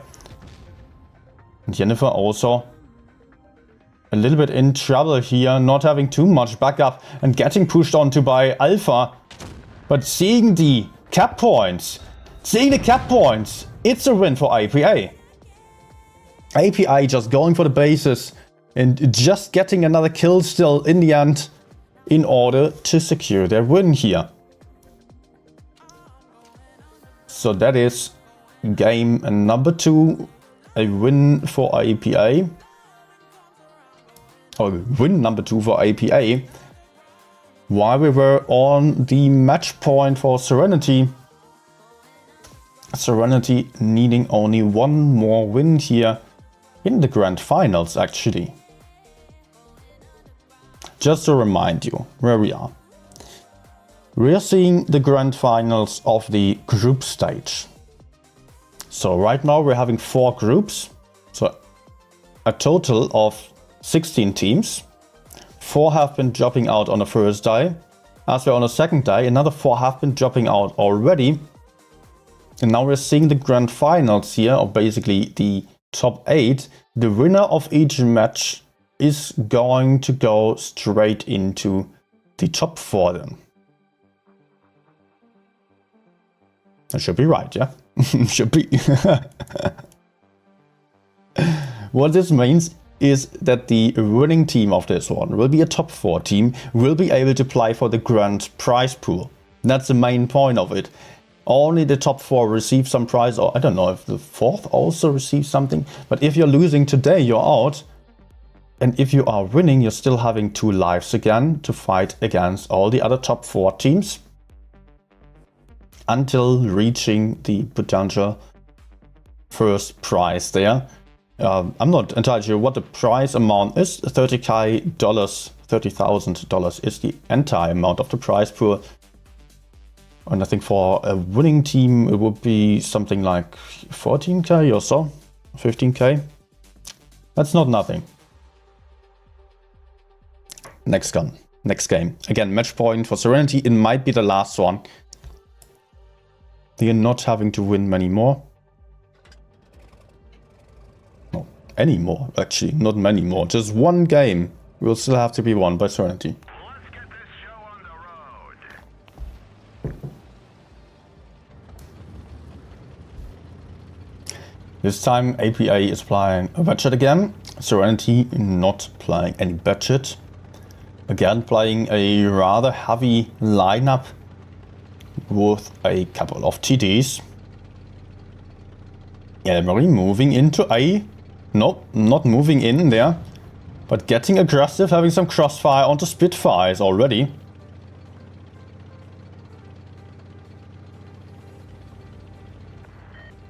API giving some backup to the Batshit. Oh, the Batshit might be in trouble. Batshit might be in trouble. He is spotted. The silver lining at the shot. Look at the Batshit. Look at that freaking Batshit getting absolutely annihilated here. Nothing left of this one. Spotted and dead. Crazy. Crazy. Serenity taking out the most important tank here in just one freaking second. And that is Serenity with the gun advantage, with the cap advantage. Potentially, this moment was securing their top 4 already. We will see what APA is going to do from now on. Man, that was crazy. Never seen anyone getting deleted like that. Absolute perfect crossfire, everyone lining up their shots. And only peeking right at the perfect moment. Great job here by Serenity. And they're already pressuring back onto base D here. ISDF being isolated, not having many options, can try to retreat here, where he does have some cover by Object 3 and Bobby Fischer. But there are 3 guys of Serenity. If he falls back, then there are another 3 guys. Crossfire coming in here. Second guy from API got killed. 2-gun advantage for Serenity. API on the back foot. Retreating. Not having any caps. Not having the hit points available anymore. Although the hit point difference isn't too huge, since it was only a budget so far that got killed first, and then a VK. The Silver sneaking around here. Might find the back of Uni. But still being a little bit worried about this. He will get proxy spotted, so he's still keeping some distance for now. Let's maybe jump over there quickly. There he is. Fires a shot though. But I guess there will be a push coming in somewhere around here. API not having any answer to what's going on right now. Pimenta getting a shot in by Winterlight, his former teammate and caller. Uni also having another shot into Pimenta, but Uni also being taken out by Alpha there. The Silver also pressuring now. Jennifer is in trouble. Jennifer getting pushed onto by Nikolite from behind. Alpha bouncing the shot. The Silver moving in, lining up the shot, getting a 600 damage roll in, and there's Winterlight also getting taken out with a fire. Jennifer also down. This only leaves us with Bobby Fischer, who is still trying to get into the cap. Serenity is also having 920 points already. So Bobby is going for a desperate last attempt here of stopping the buys and getting 10 ammo racks in a row. But even that wouldn't save him here. All guys from API have been taken out, and that's a win for Serenity. Serenity did it. Okay, I will have to save this moment here of this game. That's definitely a tournament highlight. Ratchet getting killed there. Oh my gosh. Let's just have another look at it. Look at Emery. Yeah, he just put out the first shot. And then he took 4 shots. He was likely not happy about this.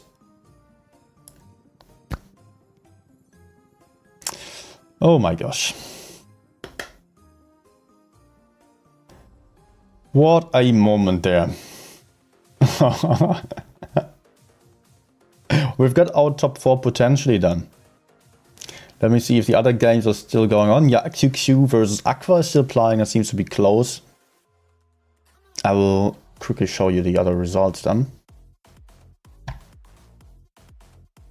Let's also take a look at the chat here, because you will be seeing the Batchet death there. Oh yes, you do see it right now. Oh man. Yeah.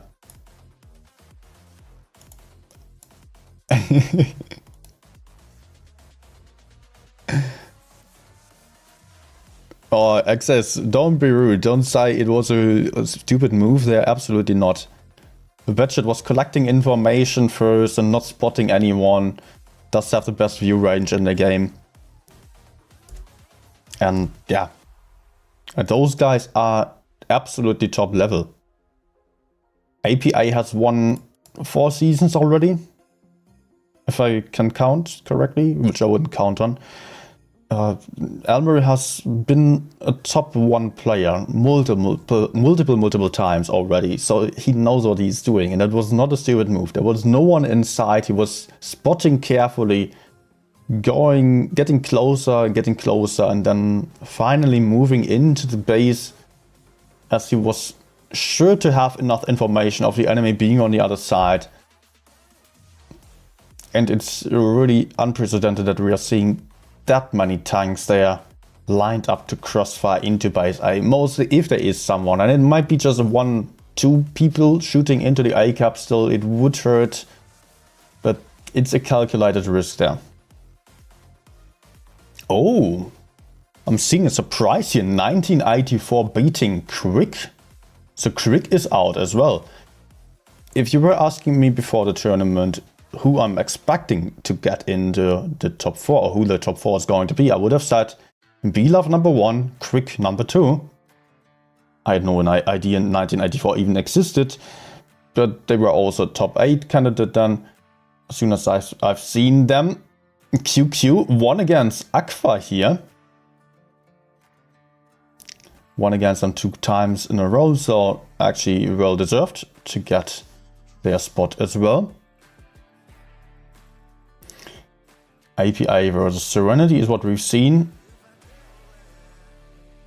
B-Love taking out Raid with a 4-1 as well in the grand final. So our top 4 will be B-Love, Serenity, QQ, 1984. Very interesting to see those kind of teams here. QQ was really not sure to get into the top 4. APA was much more likely to take their place. Yeah, B-Love managing to get into the top 4 was pretty much sure. I mean, they have been sticking together for multiple seasons. They have been playing really, really well. They have been securing 2 top 1 spots in the last 2 seasons. They were one of the very few teams who did not dissolve after. Just kept everyone in the same team. So I think they're still going to have some very dominant future ahead as well. But that Creek is out is a surprise. Also, I'm a little bit surprised that Serenity won against APA. I mean, just look at the last games here. APA versus Serenity 4-0. Serenity seemed chanceless there, and now Serenity wins against APA 4-2. And APA was not having many chances, although some games were close, but not that close. Serenity was doing the better job here. It was well deserved. Huh. Who would have thought? Alright guys. I will still be streaming. I will be resetting the stream delay right now. You will not even notice. And I will go for some random games, tank requests, and you will be chatting with me live, because currently there's still a delay, and it would be better for you and for me if I was not having the delay anymore. If you were just here for the tournament, I'm very thankful that you were here, and I really hope that you enjoyed the games despite the small technical difficulties that we had. Yeah, if you enjoyed, please don't forget to hit the like button. If you're new here, then maybe still consider subscribing and maybe even joining the Discord server, where we will soon probably also have some more giveaways again. So will be worth it. Just saying, just saying. Let's maybe also put the Discord link into the chat once more. Where's my thingy? Ah, there it is. Alright. I'll be back in 10 seconds.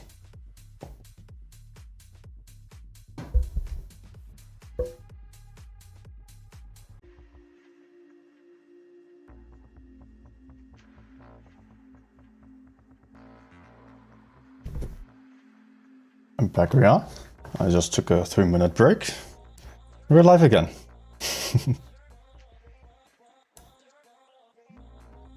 So how are you doing? Now I can chat to you. Still gotta set up my iPad really quick.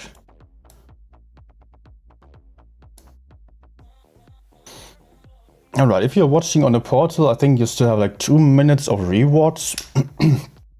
After that, no rewards anymore, apart from maybe learning something on the games or just having some fun here. I would be happy to see you on the chat then. Maybe consider just switching off the portal stream and coming over to YouTube then. Just for the better experience. I think it's better quality, and also you're having a chat. I don't think you have the chat on the portal, right? Now we're live, no delay anymore. I might also still turn off the other stream. Because I'm also restreaming the thing for old school still. That's much better now. I mean, today it wasn't causing any trouble.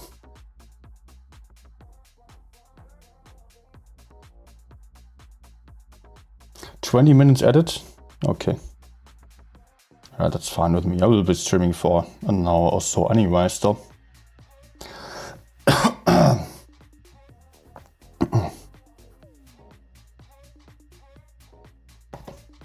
Man, I'm happy that there is no skill-based matchmaking anymore. I hope I wasn't just lucky for a few games, but that it is actually being turned off. Let's go find out. Also, I will just quickly pop out the chat here so I can read everything better. Make it bigger.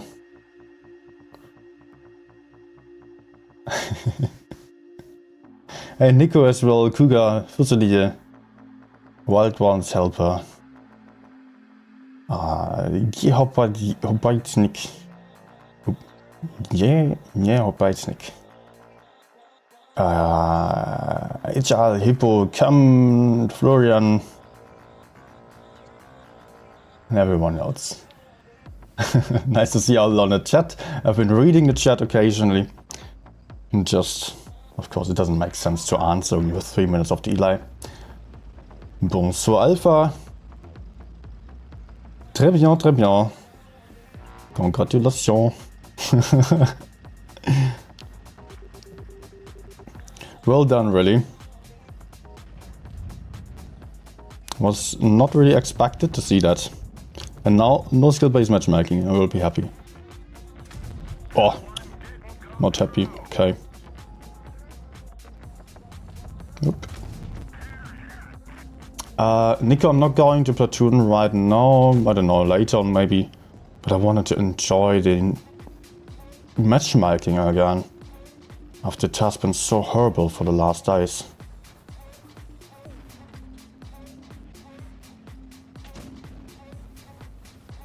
Camo on the bedsheet? I don't know, it was some event or so? I don't know if it was sold. Oh. Track please. Lol. I messed up and he messes up as well. I can just use this rock here.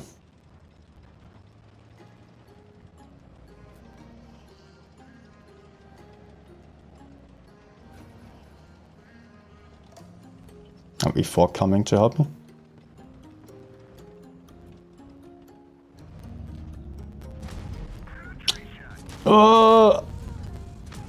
Fail. Man, I hate when that happens. Enemy going for me and I'm just tracking him to avoid taking any hits, and what happens? Oh. Of course I take the hit.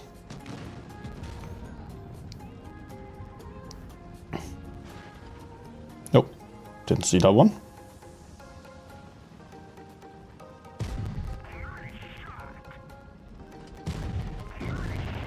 That was better.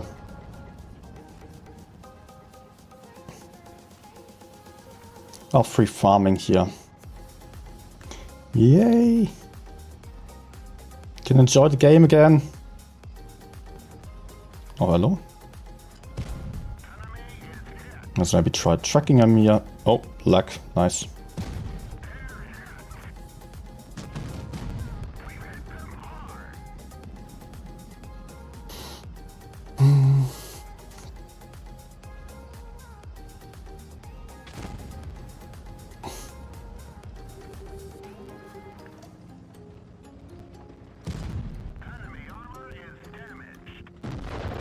No.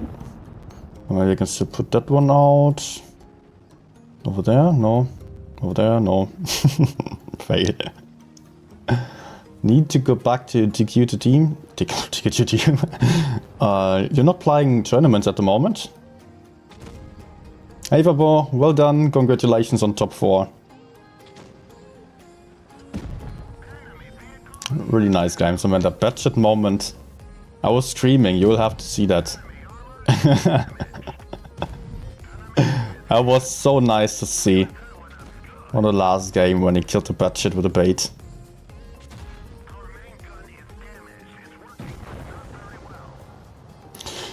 And on top of that, I'm finally having good games again. Skill-based matchmaking being off.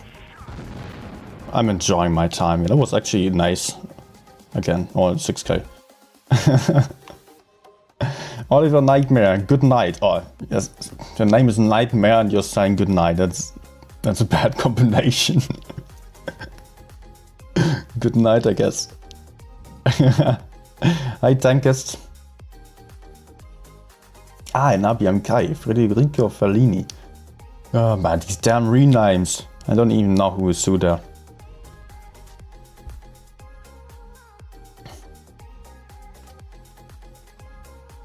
Another 30 minutes for rewards, okay.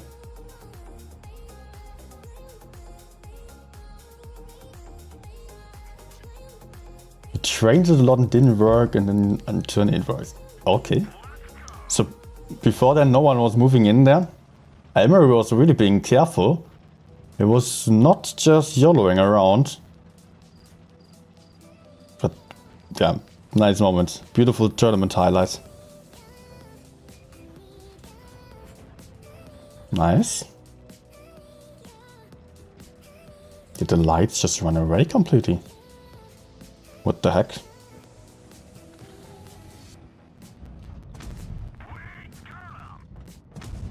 Truck maybe? He's turning.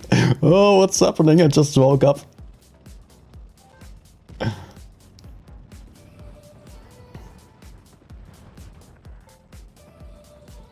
I think I'll just get behind the E100. Where's the second light actually? Sheridan over there.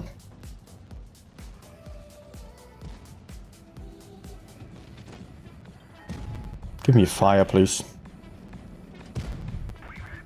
Come on. Yes. Always shoot a fuel tank. It's so worth it.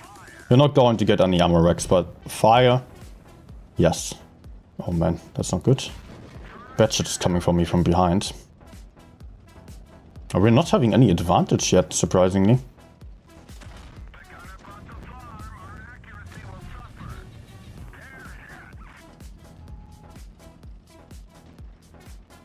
Okay, just checking the map if anyone else is coming.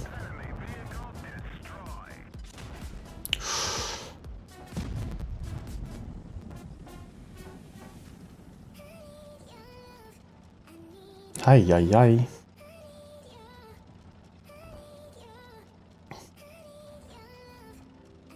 Okay, there's more coming for me.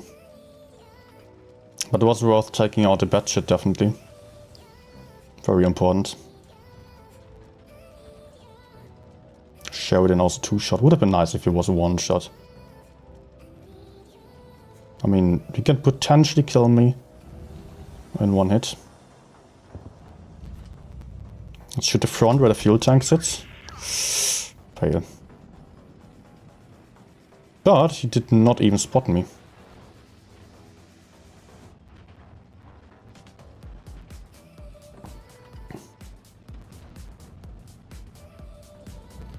Nah, come on.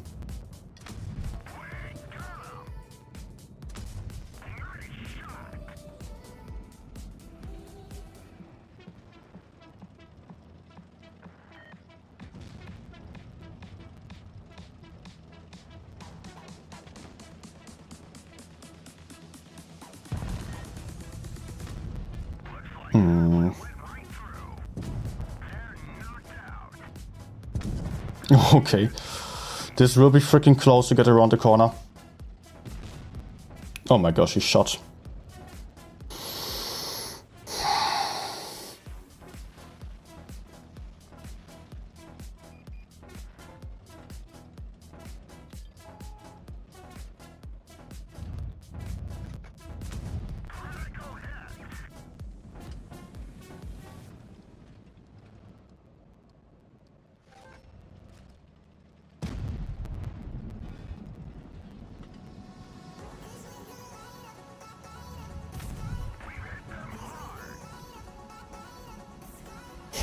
He did not even spot me as I tracked him, actually. But I can just run now. I have the cap advantage anyways, he needs 2 bases.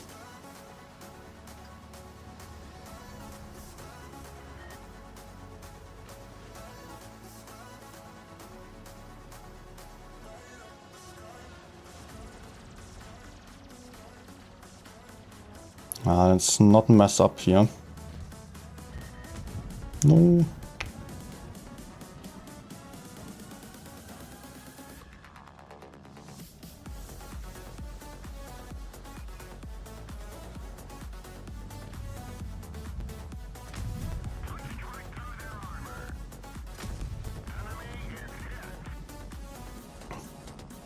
What do I do? Do I go for caps or do I try to get the kill still?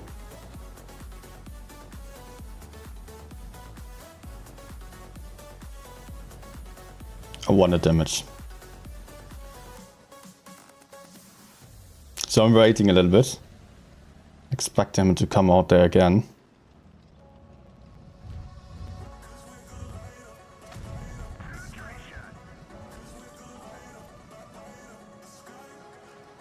Come.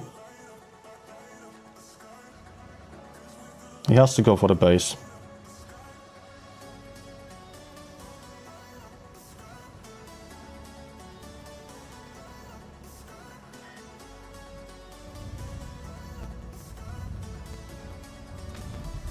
Oh.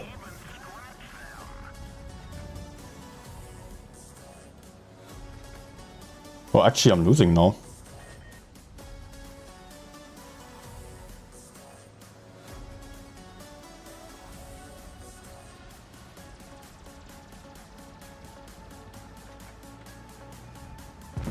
Unless I kill him. Wanted it to be interesting. You can have nice games again. Skill-based matchmaking is gone. Yes, sir.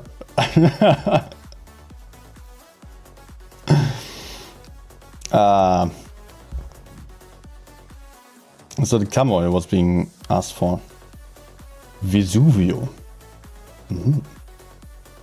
Sounds good, right? Yeah. So, what else do we have on the chat there? Always miss the chats on the training. There's a lot of chat going on here. I don't see everything. Can you play Object 907? Yeah, I will go for it. Could you show the camo name? Yeah, I just did not. Baido, hey.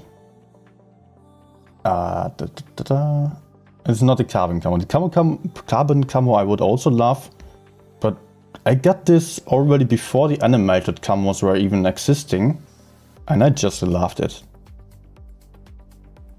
I think it might was around the time where the carbon camo was also released when this one appeared. I initially wanted the carbon camo, and it was you only get it from the crates, right?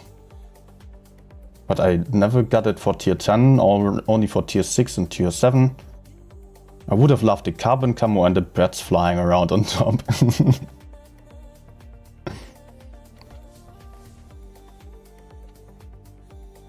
But hey, that's also great. I don't know if it was ever sold again, but as I know, Wargaming's design team really wants, like, they want the camos to be repurposed. They put in a lot of work into the camos, and there is so much, it costs them resources as well to store the camos on each device. So the developers are constantly saying, guys, we want the camos to be reused again.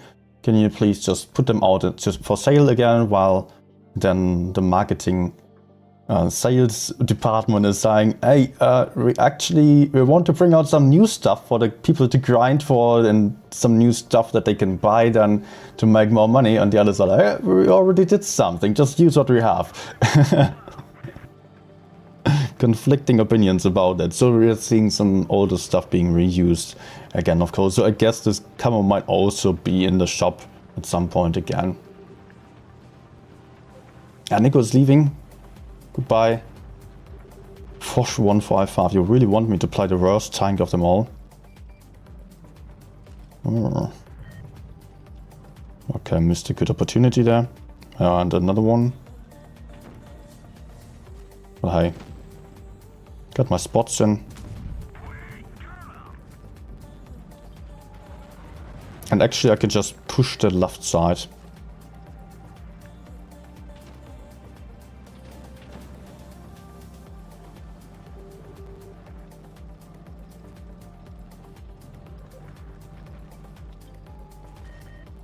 He's already spotting me.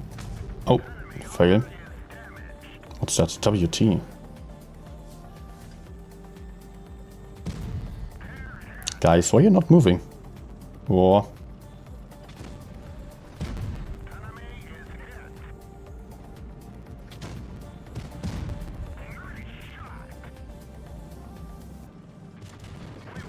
Ah? The hell? He has a small gun. He has a 200 alpha damage gun and he's shooting HE at me.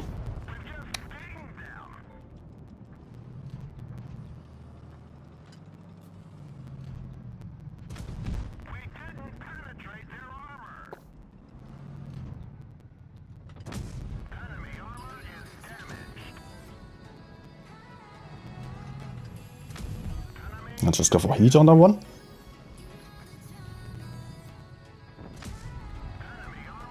Alright. Safer than taking any damage by this guy there. And the E50M is just also more important to take out.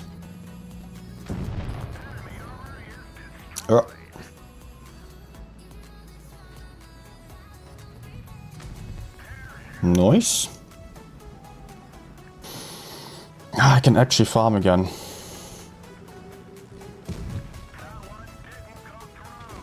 Honestly, it doesn't have to be that easy, to be honest. But at least I won teams that are not working against me. It was really no fun in the skill-based matchmaking.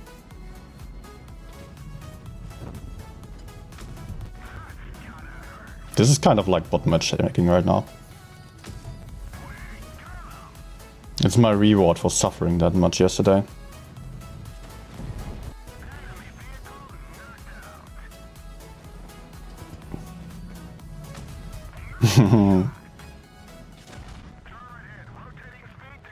Let's shoot the front where the fuel tank sits. Okay.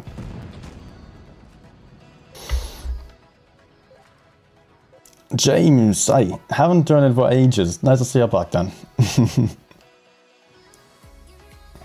Can I play E100 as well? Yeah. Wait, 4 shows before that. I'm really not front of the tank because it is awful. But I will go for it. And actually I'm not playing the autoloader gun because the autoloader gun is even worse. I'm playing the single shot gun.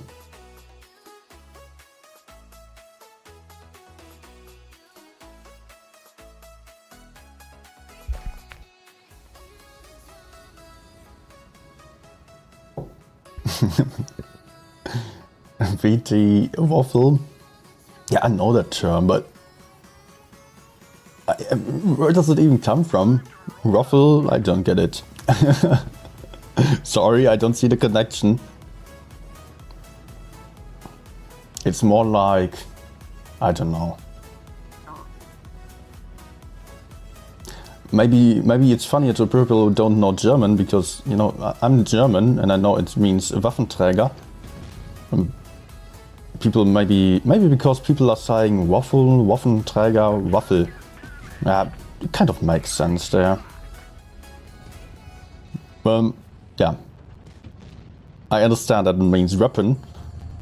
Waffenträger. Okay. So far, so good.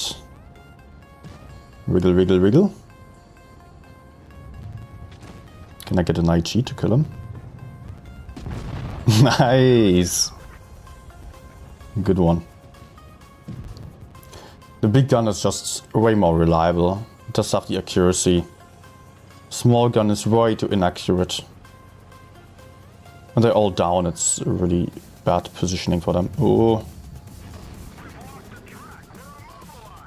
Okay, he bounced me already, so I can just fully commit. Also, I'm having some teammates following me there. And no one's supporting this guy.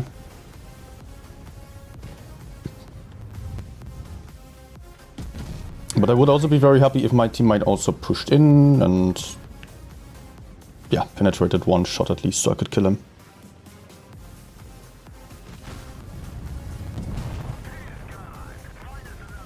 Four tanks left alive and they're all in the front, nice. Nah. Come on. Nice.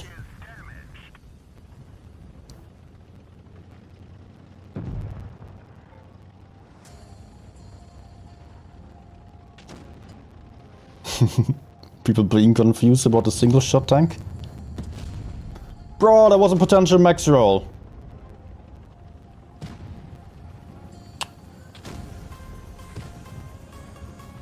Nah, still getting I'm a wreck.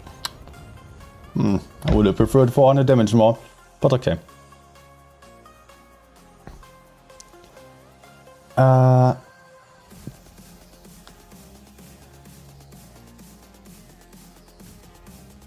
James, who are you in-game?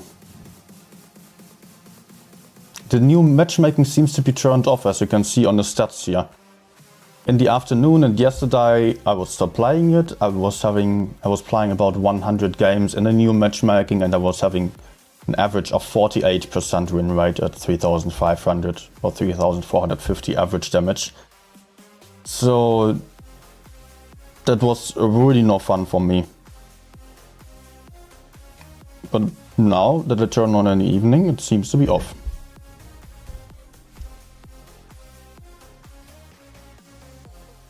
So E100 is being highly requested here by a lot of people. By the way, guys, if you're interested in specific tank streams, I've streamed a lot of tanks already. If you want to know one very special tank, then you can look into the history of streams here on this channel. And you will see that there are, streams like E100 already. I've streamed E100 plus VK72 2 times, I believe. And both of them were pretty good sessions. One was only this update, one of the first streams not this update, one of the first streams since the big rebalancing was 3600 average damage or so, 80%. So yeah, it was a good session if you are interested in that. Otherwise, if I have not streamed your specific tank request yet, you can always ask me on the Discord server or so. Okay, I'm seeing something right now. It's very important to note here. I am only having one medium and one medium on A. Ooh, nice start. While the enemies are having two mediums. So that means we are going to lose A sooner or later. I will be in trouble if I stay on the right side where I usually would be, like basically there. Because I would have to cross over to the left side again once the enemies are pushing onto A. And they would just be farming my back there. And this could be my death if I was there. So I'm relocating, getting closer towards my teammates here. I've still not seen the enemy medium and light tank. Maybe I'll just push into the city. Let's go, we can kill them. 4 heavies, 3 are there. No.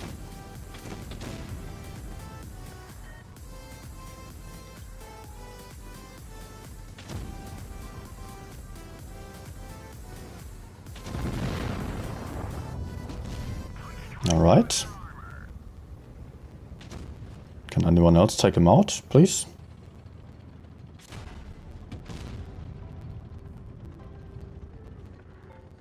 I don't want to waste my long reload and high alpha damage for an enemy that has only 200 hit points. Better for me to shoot someone else and leave the 200 damage to someone who does have like 400 damage per shot anyways only. Good.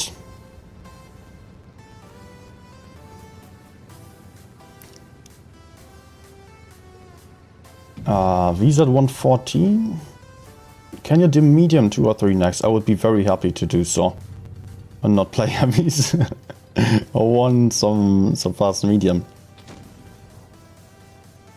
As you don't ask for specific medium, I will maybe go for 30B, because it's my favorite medium, and I've absolutely ruined the stats in the last days.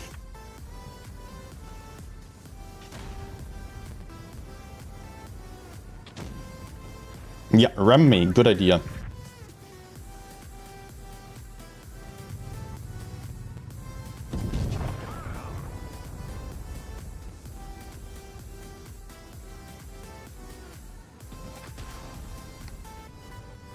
Nice HE. The stuff Caro can also kill me. Just as Sheridan.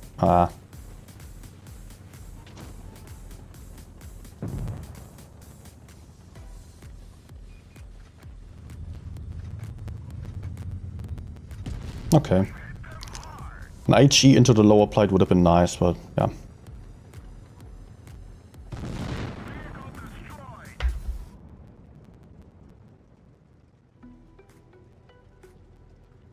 Oh, what? Can you do medium 2 or 3 next? Tier 3 medium? No. No. It's not interesting to see all the campers. I'm very happy to have my normal matchmaking back. They have good tanks to play on a good level. But I'm not going for tier 3, sorry. Maybe some other low tier tanks would still be fine, but not tier 3. Hawking's iPod. Ah, okay, I remember, yeah. Who else have we got here?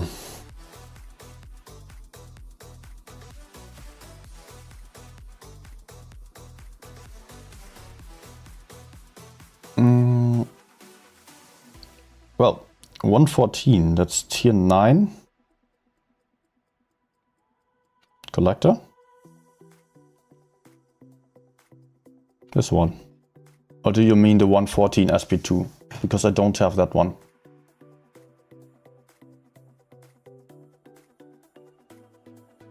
Tier 3 medium, no, sorry.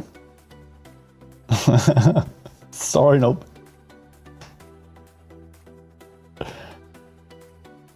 Hey Adrianito. Were you actually playing? Vikas?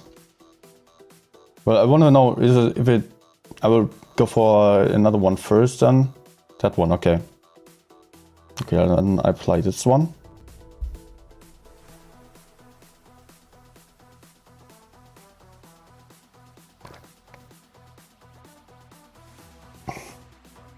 Are some other requests for tier 3? You're making me suffer. But okay. I might do so for you. Just for an exception. Usually I play tier 10 only. I've not been playing tier 3 in a very, very long time.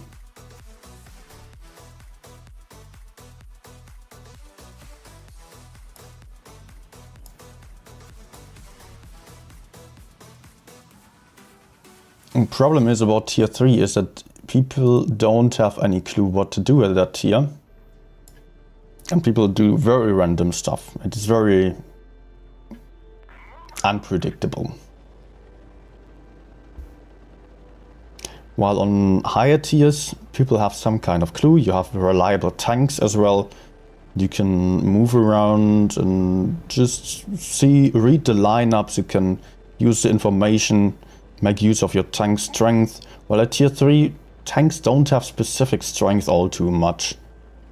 They are pretty much all the same, up to tier 6 actually.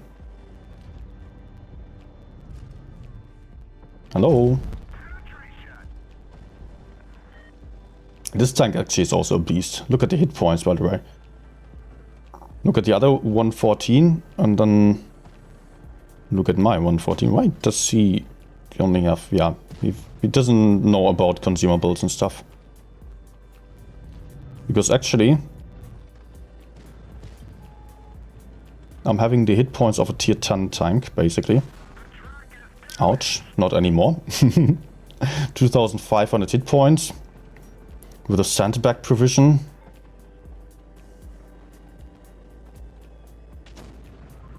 Okay, my team is to the right. I don't know if I should still help them or just fight for the punter there. Well, let's get over here.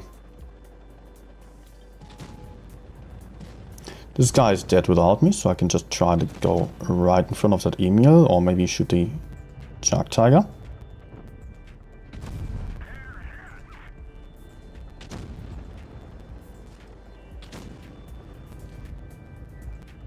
Nah.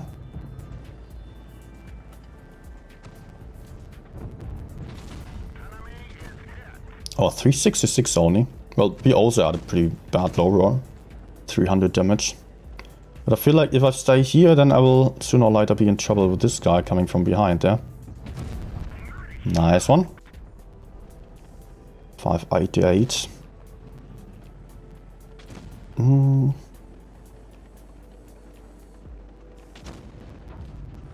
don't think I have the gun depression for him there.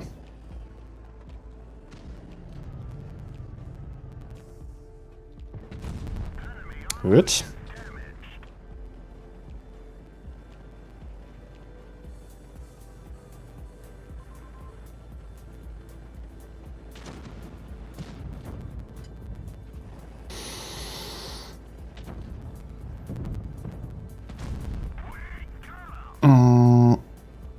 Okay, I am Maxi, what did you go in? I'm not going to use the repair kit here, because I only have one and it's no crucial module. I did not even get to use the reactive armor in this game. Oh. Maxwell loaded. Maybe. Oh, 750? I think that might still be a Maxwell, despite not getting the crew skill for that. The crew skill perk there.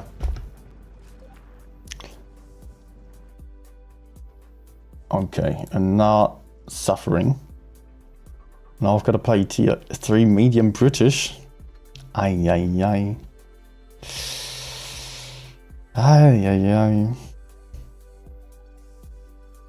What are these things even? Cruiser. What? Medium 3? Do you mean the German? Panzer 3?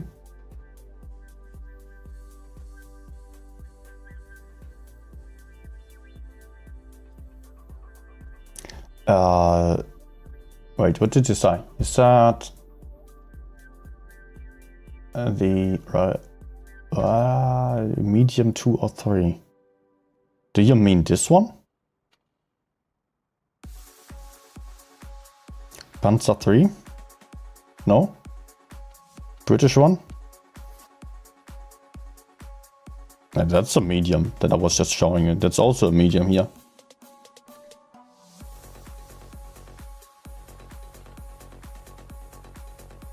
I need some proper ammunition.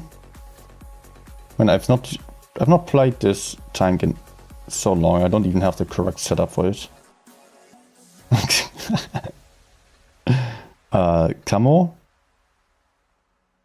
Can I take some camo? Ah, never mind. Let's go for the Ukrainian one. Good, let's go.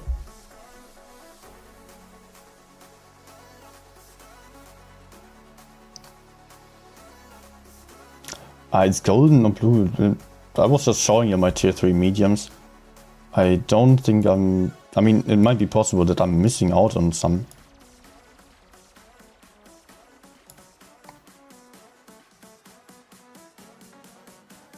Because those are all that I have.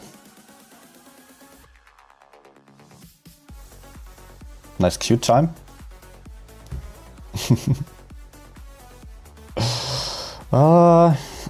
I was having such a nice average damage.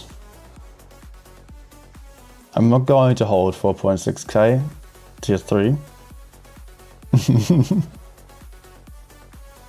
Was on tech tree removed then, yeah, I sold those tanks back then because I needed the gold. I was still free to play.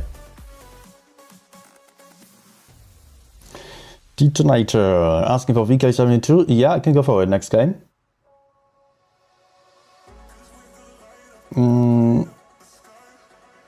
Also to you, I've streamed E100 and VK72 already. You can... No, VK72 and VK90 were on one stream, the last one. Also after the big rebalancing. So basically the same as it is right now. Look it up on Google. And I've shown you all the tanks that I have. So you either get this or... yeah, nothing. Well, yeah, the VK72, VK90 session has been pretty good as well. I think it was 4,000 average on 80% for 40 games or so. So, yeah, it was a really nice session there. So you can definitely look that one up as well. 2 minutes of queue time. Sorry, guys. But that's not worth it. It's not even a correct tank. How am I not finding any people on level 2, at tier 2? What was the next request on VK? 72 here. Was also applied a lot in a tournament there. I think I missed another request. Favorite tank of tier 8. Favorite tank of tier 8 or medium tank is Burrasque. BC Burrasque. Burrasque. It's the Clipper tank, it's kind of fast. Or maybe Progetto 46 is also nice. But to be honest, I usually play tier 10 only. I don't know for real, for sure, if there are any new tanks that are maybe just as good. I don't think so, no. I mean, I know that tank statistics. Vickers, yes. Sorry, I'll also come. Just chill, guys. There are a lot of tank requests right now. I might not be able to go for every single one. Also, I'm just really enjoying that I can actually play on a good level again here. Not having this... Oh my gosh. Oh, he still penetrated me. Still angled the front. Yeah, I could have side scraped here a little bit as well. And it would have been better to actually... What? Actually shoot the 183.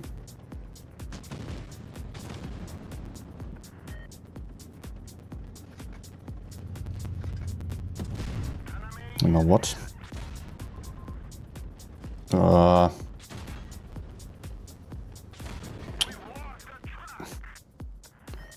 Worth it. Would be even better if my teammates are also doing something. Okay. Not really worth it. No. Okay. Side scraping isn't really working too well in VK72, definitely. I was being a bit aggressive here on this game, losing a few too many hit points. VK's light.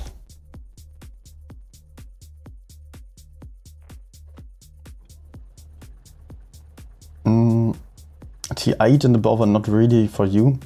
You know, actually, everything that I do on high tiers, you can basically do on lower tiers as well. Just, you have to be more careful. You have to be a little bit more campy because people don't know where to go and they are usually not moving out that much. So just stick to your teammates, and what is important for you is learning what I'm doing, what basically applies to every single tank, which is keeping the overview, using the information that you are having in order to make good decisions and get yourself into the right places. Oh. Okay, that's not working out if I'm peeking here. At least I cannot peek for the Sheridan. Otherwise I will get farmed by this guy.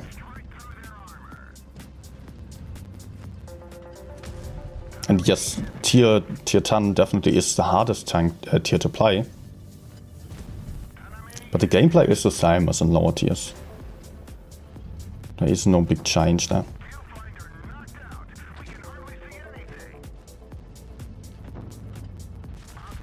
Nah, I'm not invincible. Although the 30B was aiming horribly.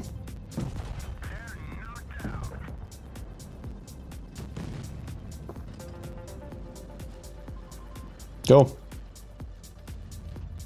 Shouldn't have any blackout actually. Maybe there's someone else still, but the budget at least is reloading. That's what I meant. Good. Hope I remained unspotted. Ah, FE45 over there. Ooh.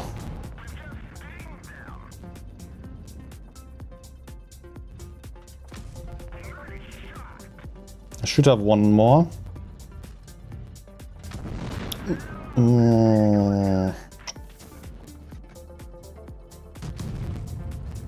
That's close.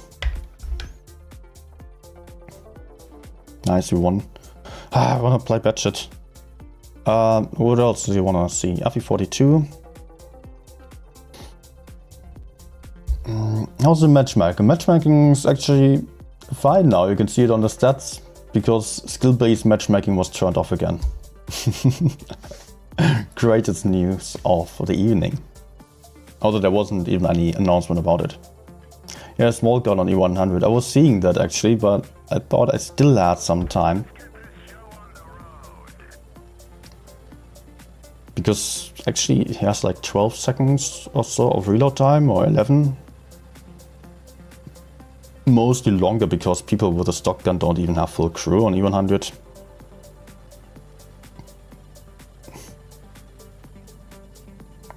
T95, okay, okay.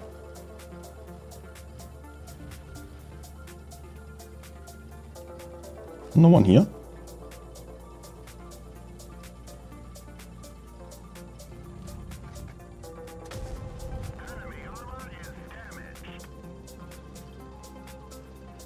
Caro moving into the middle. I will shoot him there.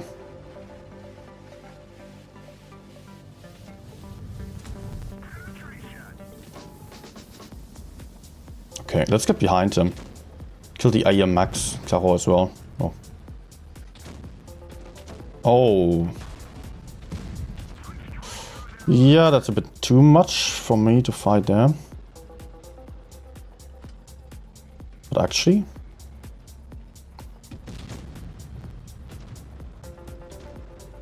Actually, it could be working. Let's try taking out this guy first. Gorilla is busy now. No.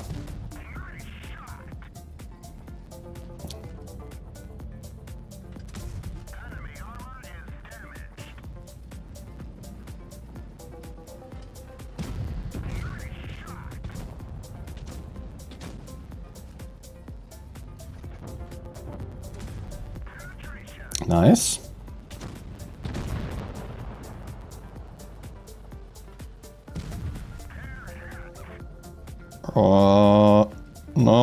No high roll, please.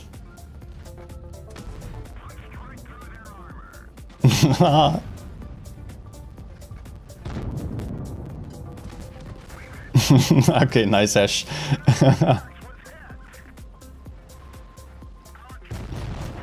Gotcha.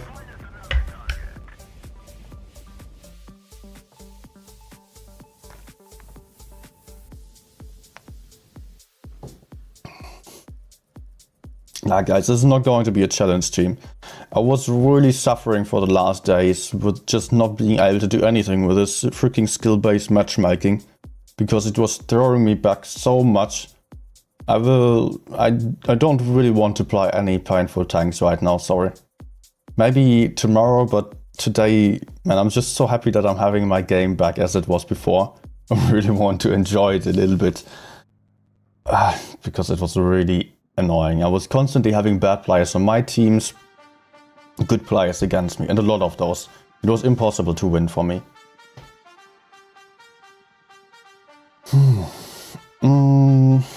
So, Vikas at the moment, just another word on that, is really not a good tank. Should really not be considered. It's one of the worst light tanks at the moment.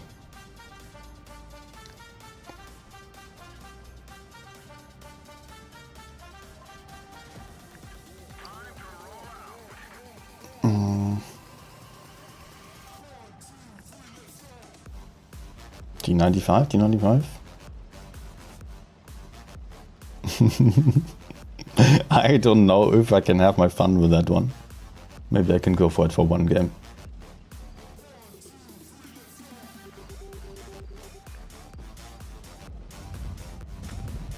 Nice.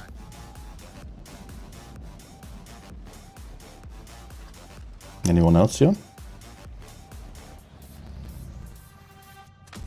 Oh.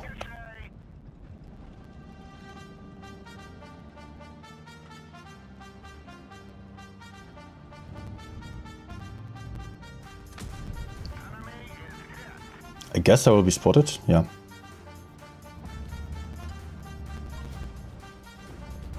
I would actually like to kill the FE45 to the left. Oh, he's running, okay.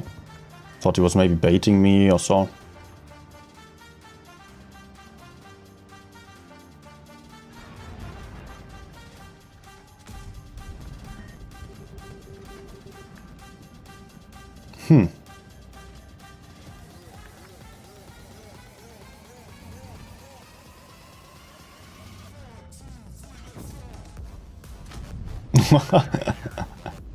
Okay, okay.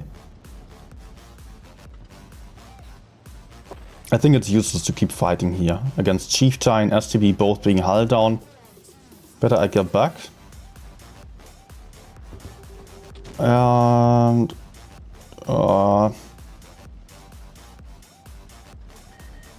well, supporting over here is not going to work out anymore. Oh.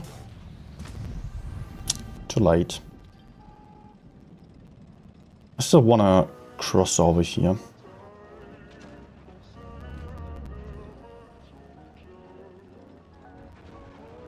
Just to secure this area. Oh, there's the 100 going in.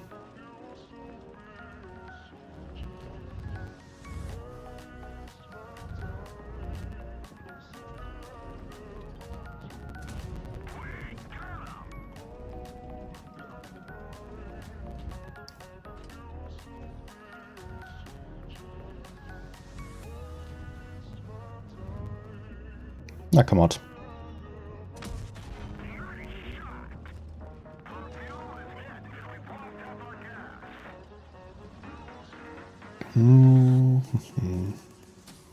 Think I might have an angle here, yeah. No? I was a bit too low, no.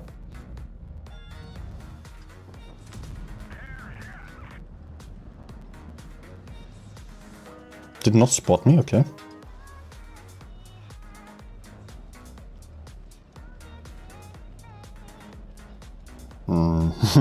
Teammates camping. Enemies are pushing on to A right now. I don't know if I can somehow kill this side still. It would be amazing. Because those are the weak links of the enemy formation, basically. Those two guys are alone. Ah.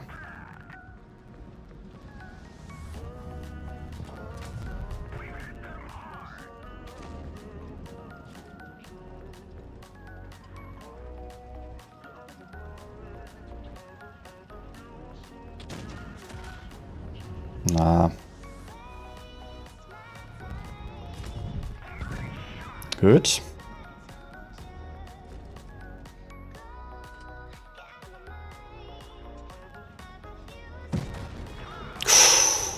Whew.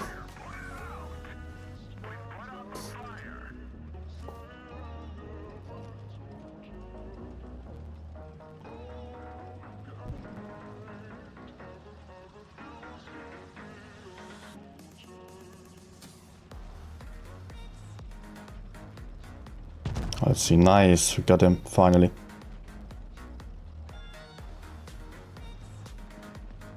Is it still close? A little bit, yes, it is.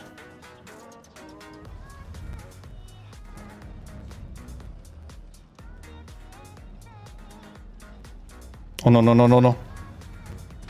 Oh. I thought I wasted my good opportunity.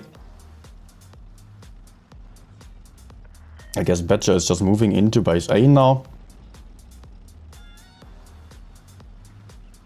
So I can shoot him from over here.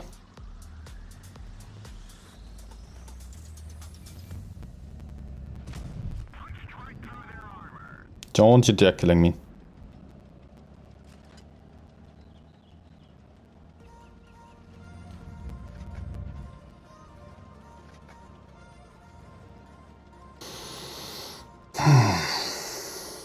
So I need a quick bathroom break.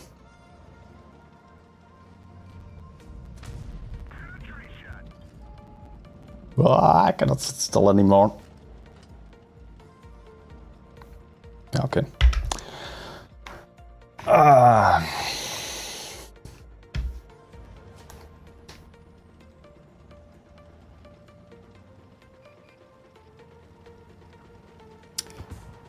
Good. Okay. I'll be back in a minute.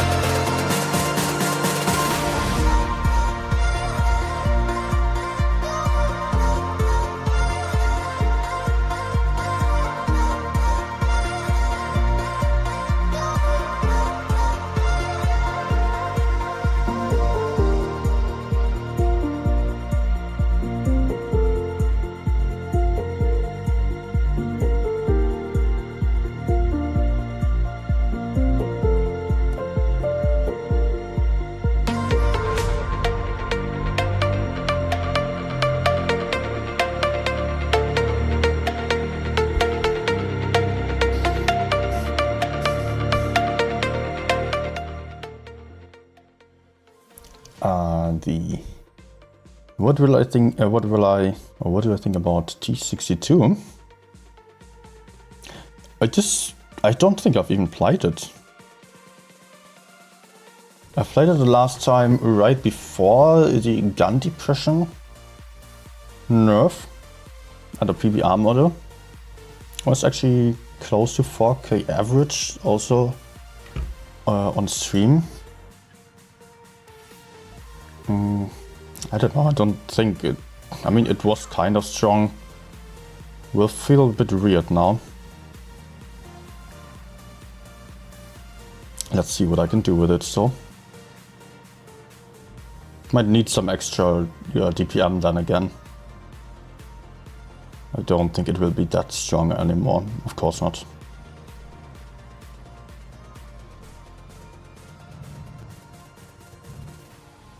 Nah. Oh.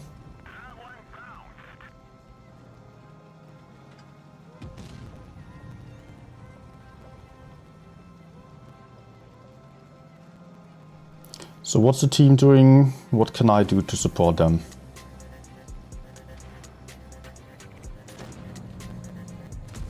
I do not want to go for a 1v1 against that projector there.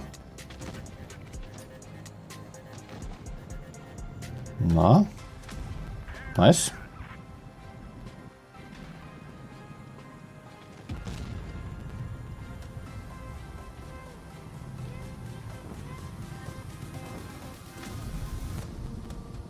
Was a bit light.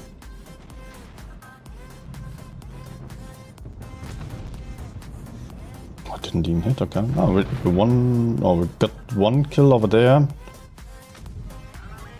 I'm having a good position to just shoot those guys there. Only if they're doing mistakes.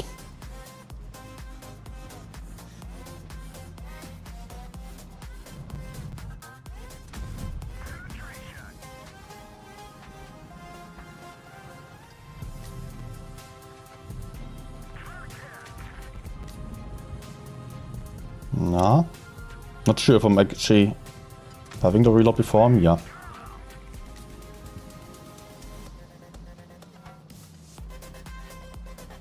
Oh. But I think I will just completely abandon this side now. TP is camping. So I can kill the EO here. Nice. Great.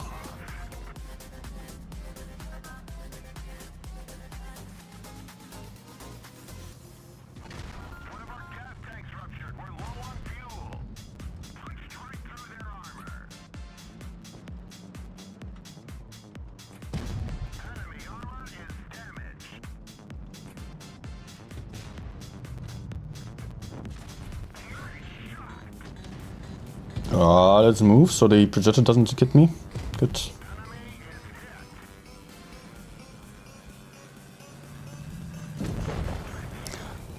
Good. And the last one.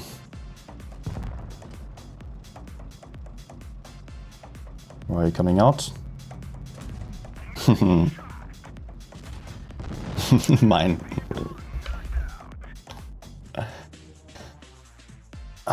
Yeah, it's still playable, definitely. Still a good tank. But it's just not that easy anymore. That's a bit of a problem with it.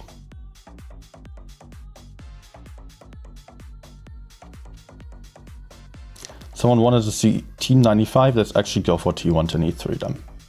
Let's go for the tier 10 version, because it's so similar. T95 is just basically the same play style. Maybe a little bit different as you can side scrape a little bit. But apart from that, it's the same and slower. Let's actually go for speed boost at the start here.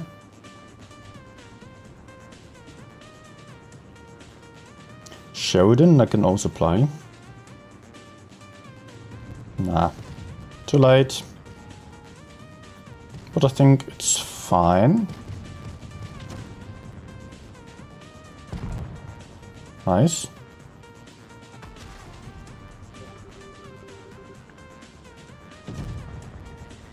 No.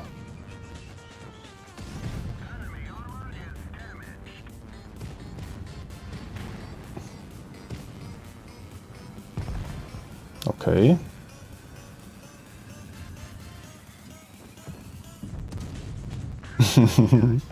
Pretty bad roll though, only 800 damage. But I think I will just completely abandon this position. Because it doesn't really make sense to fight here. Cannot really spot the TDs. There's a medium to the side. I hope this is not going to cost my teammates' lives here. Just a little bit of night chi. Okay, VK is actually going up there.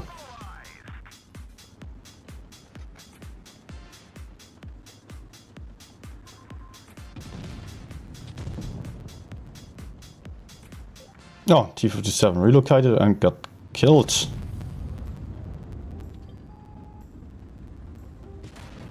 Oh no!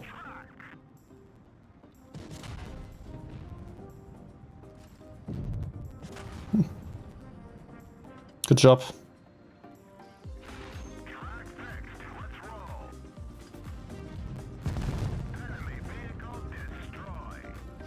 I didn't know why I just used your adrenaline. That actually made 0 sense.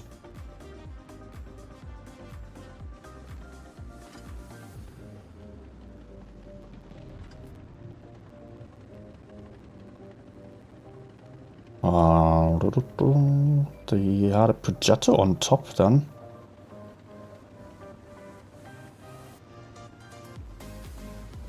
It would be good for me if I could be a bit more passive covering my teammate.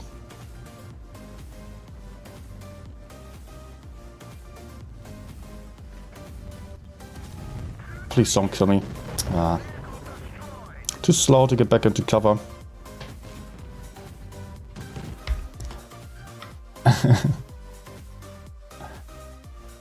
how to get coins? Coins. No, you don't get coins for watching right now. You got coins earlier. I mean, this will actually be the first defeat. But yeah, you got coins earlier, not anymore. Tomorrow again.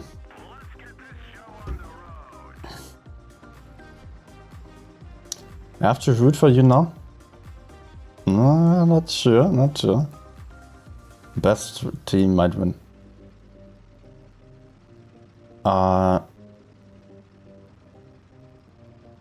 Although I'm also rooting for QQ a little bit. As it's Dave's first season calling. Well, also Serenity guys here, of course, as well. So definitely it was nice to see a win there. I did not expect that, to be honest. After yesterday, that performance, I cannot imagine how you must have felt there. Yesterday's games were just not necessarily best ones. There actually you got baited. Just thinking of Kennel. You got baited, and today you baited APA. And I have to run from here because I'm getting pushed from behind.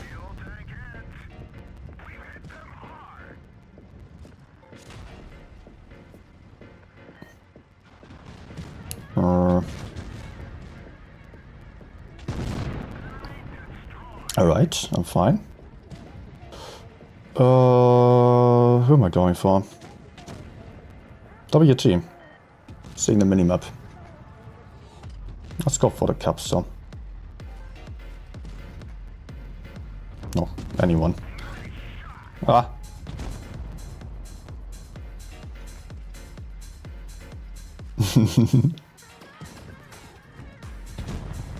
Oh, okay. So they still have bad shit.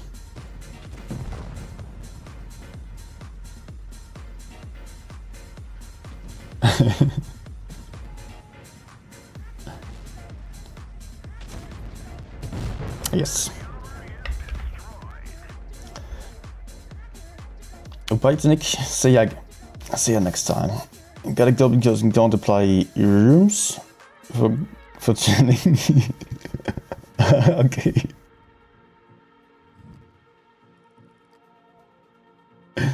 Stop being so rude. Okay. I'm the most toxic person ever. What do you mean? Oh, I was actually having a good platoon with me. Stuff like that happens again. Alpha, you can play solo again. Or platoon, whatever. And actually, I won the last game as well. I mean, not me, but that's a little bit surprising. You can actually play randoms again because there's no skill-based matchmaking anymore. I'm so happy about it.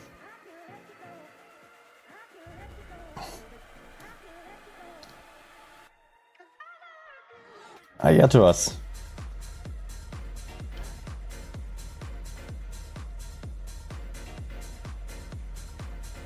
Oh, you felt confident by losing yesterday? Okay. I was so violent in battles. Yes. That's why you go for a room for chilling. I didn't know, what are you even doing in room for chilling? You cannot even text there. I always see these rooms there and I don't know why are people there. I've once been in a room and tried to shoot people and then they all shot me.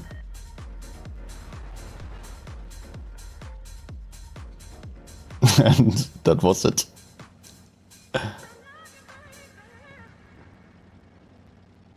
Hello?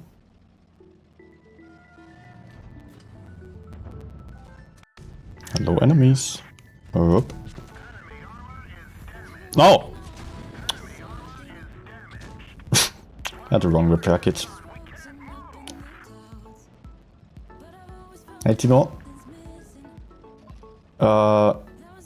Skill-based matchmaking has been there for yesterday and today's afternoon still. And suddenly it's gone. I don't know how or why, but I was writing a very, very long message to Wargaming as well. But seems like that wasn't even needed.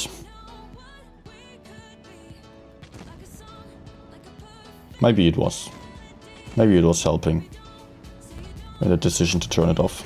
And there was also a lot of unhappy people on the Discord server, on all of the Discord servers. Oh, what? No. I needed him still.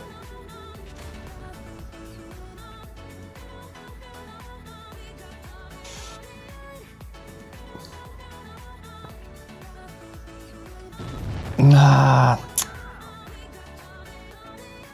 Man. This might be the first defeat. Maybe not. Hey, Thruster.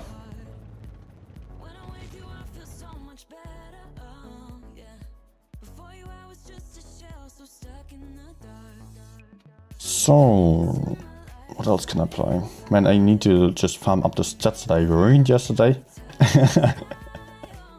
No, it wasn't even that bad. Maybe I'll go for IS4, just to show you what this tank can do now. I mean, the damage was fine, and I've got a lot of guys, so win rate isn't that painful, just for the 30-day stats.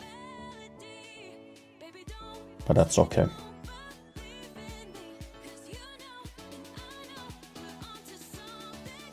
Will rewatch yesterday's stream. Oh. Man, yesterday the stream session, it was as horrible as it could get. I was having 40 battles on stream with 35% win rate. I've never had that before.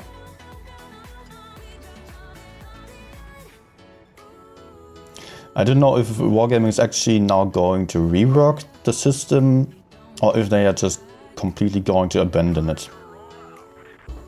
Having seen the reaction by the players, they will be very careful about getting it back implemented. Okay, he's coming down. Where am I going to go? I'm just not where I want to be, actually.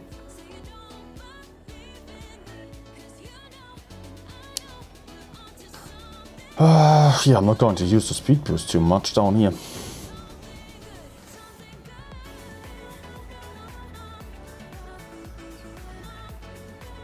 It's kind of fast even without a speed boost, actually. It's like the Object 260 has been. Just that it is nice for. Like the Object 260 is. So, it's still fast. Oh.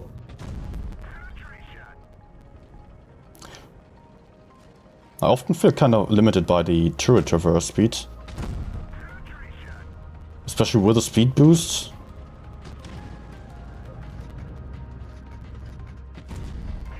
Because then you don't get a turret turned around and you miss your shots quite easily.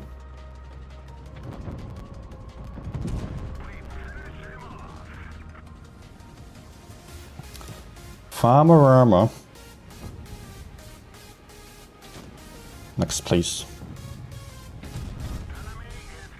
It was also used in tournament to die once, and it was being very effective for an early push. But here I'm not getting to use the speed boost. I don't have any reason to do so.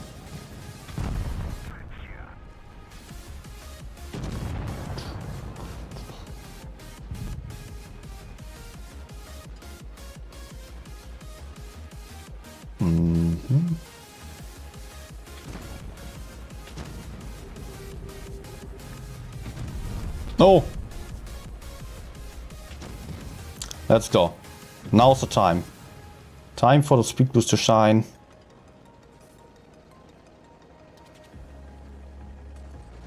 I was honestly surprised by the mobility that it has now. Let's see, maybe he's running. No, he's not. What? What are you doing there?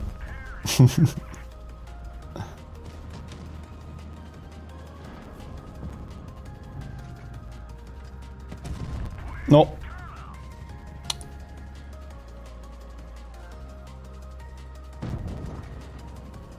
Okay. About yesterday. I was just saying. About yesterday, we were still confident about the level. We lost some games mainly because we had bad strats and we knew it was clearly winnable. Yeah, okay. Fair enough.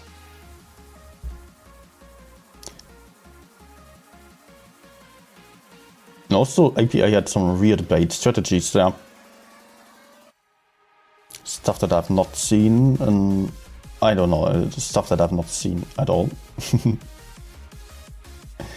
Detonator, I'm from Western Germany, near Dortmund I live. Or between Dortmund and Bochum.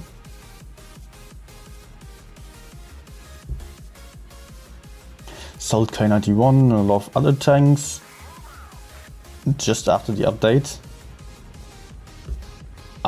Why? So many great tanks among those.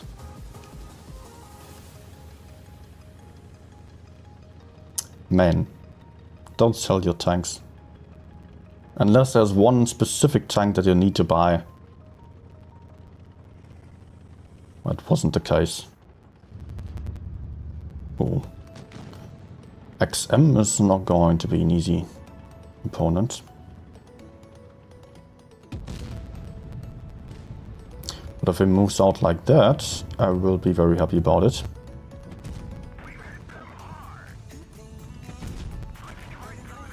Come on. Ah.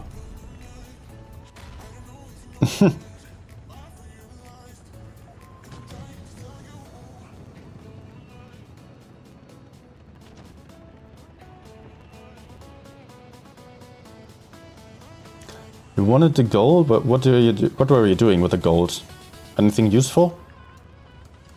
Or did you just gamble it on crates and lose it all? Oh, he's not looking at me. Look at that campfire there. I'm still getting shot by the freaking E5 from the other side. This guy as well. Okay.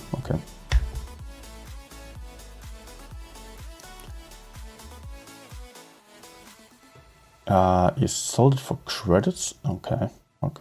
Yeah.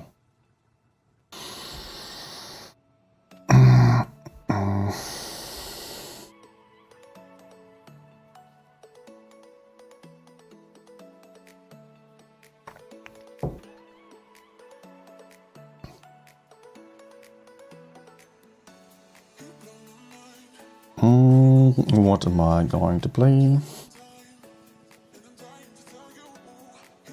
I will play bad shit again.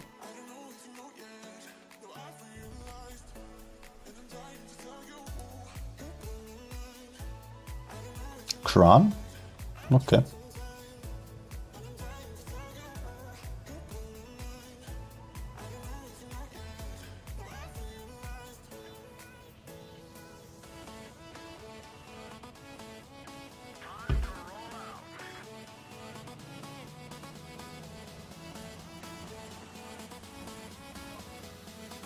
Oh, that's not good. Enemies have a lot of mediums and only one heavy tank, so they are likely all going to come for the medium side here. While I'm not having much backup so far. I think I will spot the middle for the TDs and run towards C then. Nah. Okay, nice TD. No! How was he dead so freaking fast? Where was he there? Likely.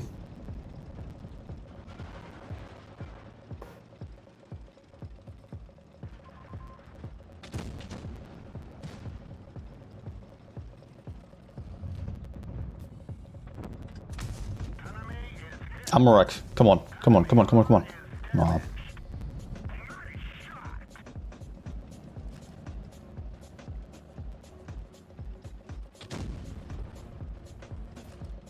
Please kill. Thank you. Don't block my way up. Good. Not so good. Ouch.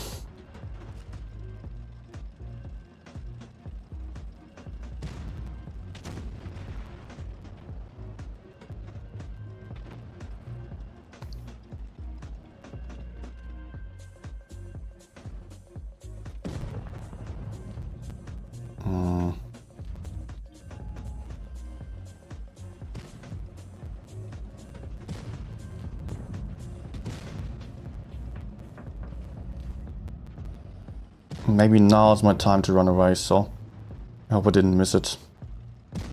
We didn't penetrate their armor. Phew. But they're still chasing.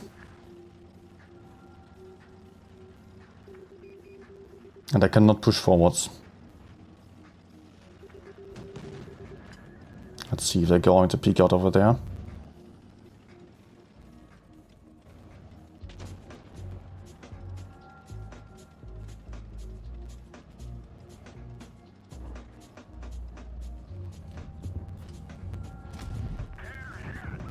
Nice.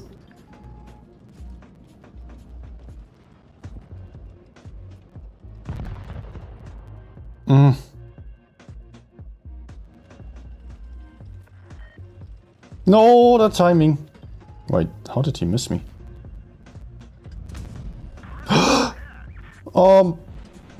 Bro, I needed that shot.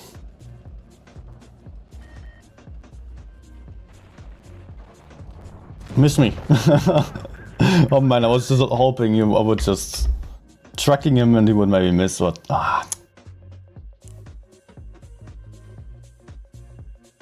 First defeat actually of today's session. After how many games? 23rd game was a defeat.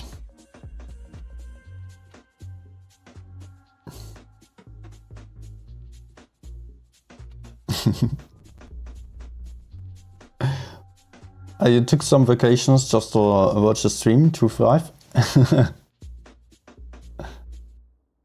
In general, oh my god, next stream will be tomorrow, 8 PM again, EU time. So, yeah. There we will see the top 4 tournament then.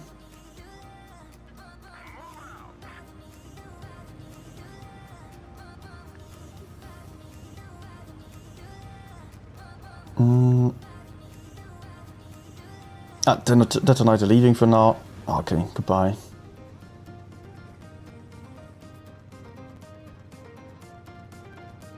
How many premium tanks do I have? I honestly don't know.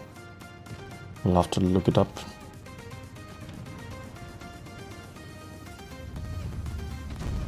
Oh. Oh. I think I also want to push early on. Best thing to do here on this map. Just clearing the outer flank, and mostly it wins the game.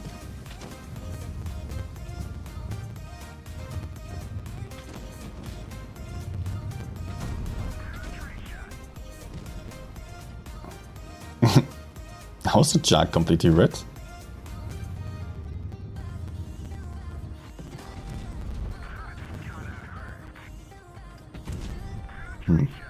Thought it was slightly grey, so I could still penetrate.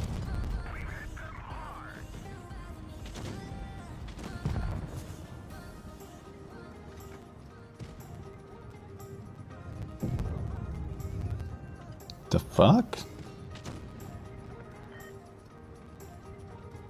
I'm being so confused about him being that impenetrable.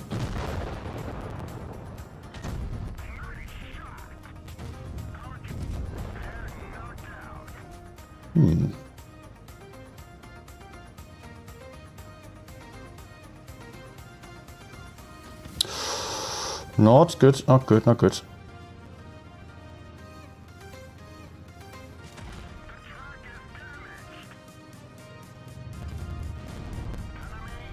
Nice.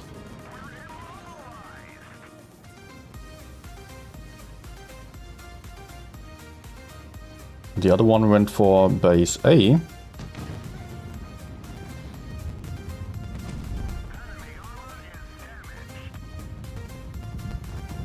Am I not having calibrated shells anymore, or what's going on here?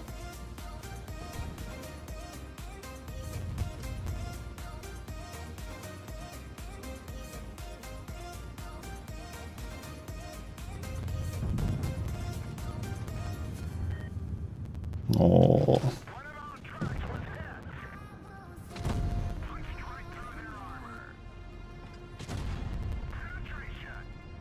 Team.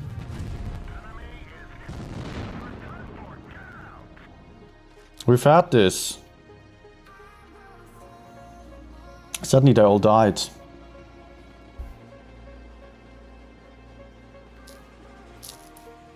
Yeah, Alpha. I was saying so early already.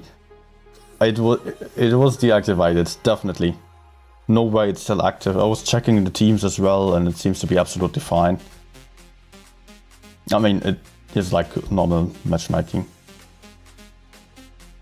In the afternoon, I was still having 3.7k average and only 60% or 58% something, and I was really struggling, was getting balanced out by opponents being way too strong.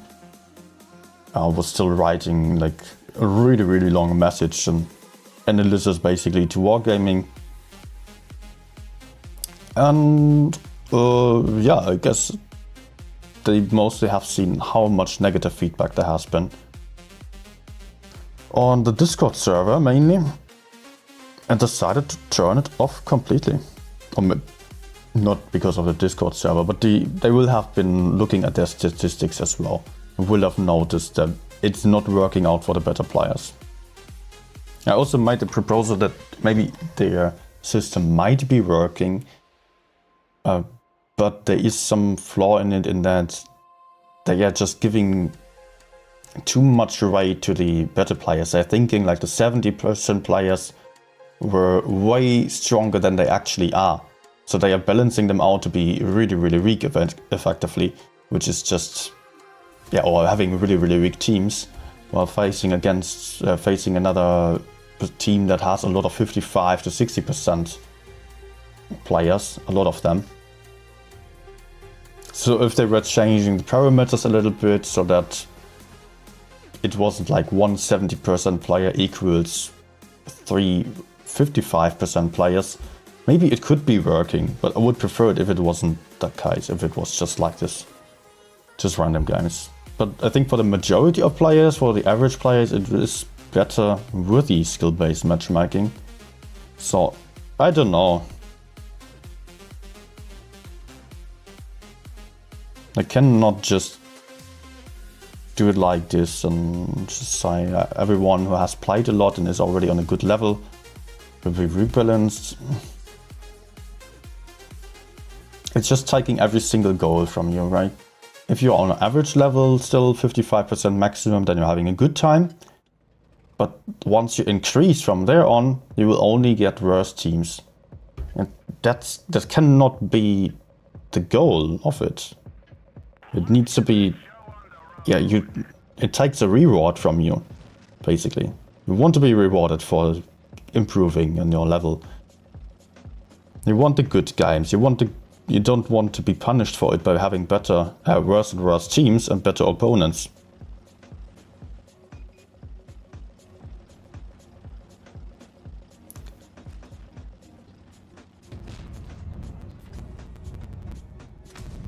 No. No. Crap. Nice one though. Good roll in the truck shot. Not helping us though. Yeah, matchmaking punishes for being skilled. Absolutely, and that doesn't make sense.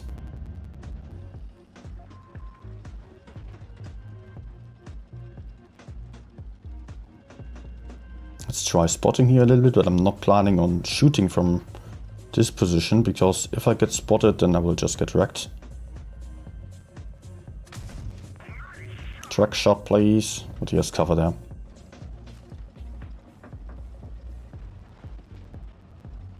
Come on, BK-90. No.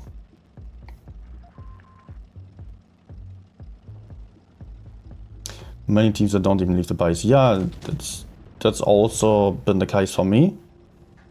My team's just standing around passively and camping, not knowing what to do.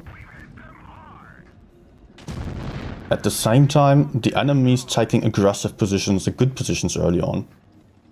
The difference in win rate hasn't been that big actually. If I was looking at it, it was mostly like my team having an average of 49 to 51% win rate, me excluded, while the enemies had an average win rate of something like 53 to 55% win rate.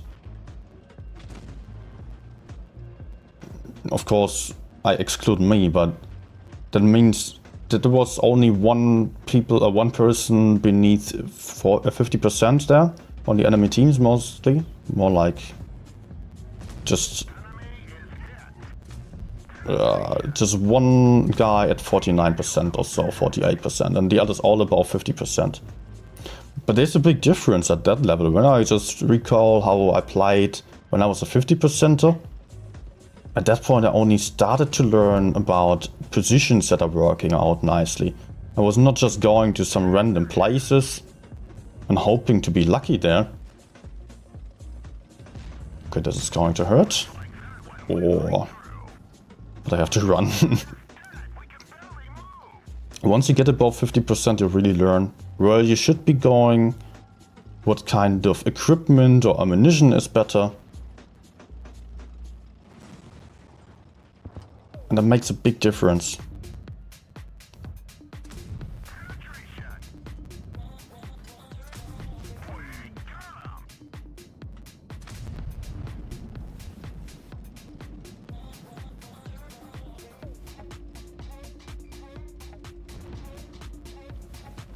He blind fired me. I'm just sitting here to spot if the enemies are moving for the Sheridan.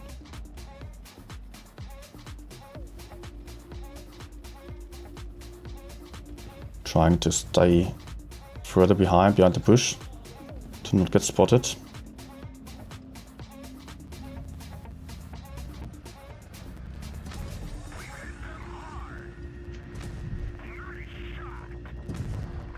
Whoop.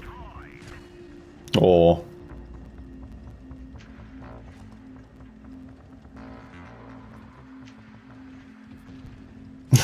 Good.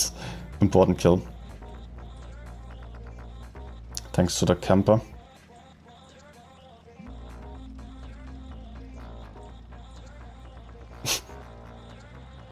Never mind, I can arrange with that kind of people as long as the enemies aren't closer.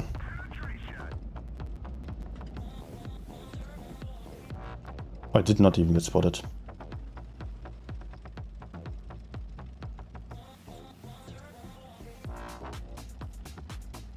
All of them being one-shots, luckily.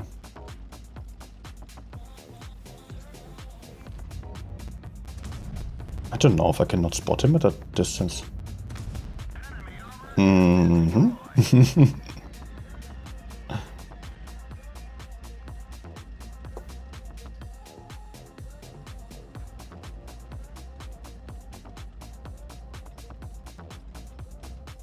Sheridan might be killing him? Yup.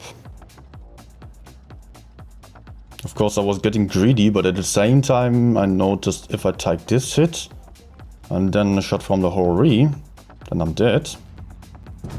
And I did not want to trust on the Sheridan to kill the Hori. I mean, in a counter, if you die, it often ends in a draw.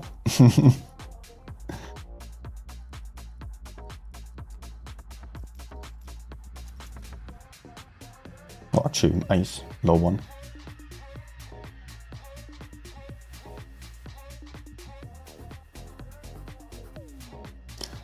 To 5, the way it worked, the matchmaking was that it was balancing out the teams based on team win rate, not individual win rate.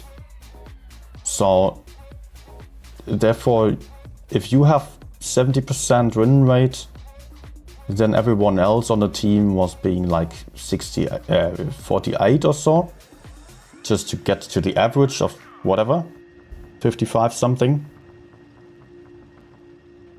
Or probably lower than that. While the enemies might have theoretical like 755% people then on the team. And that's a big difference in what they do, right?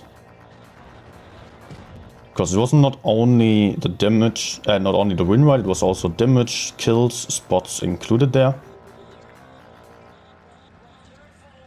Okay, that's too much. Got to run.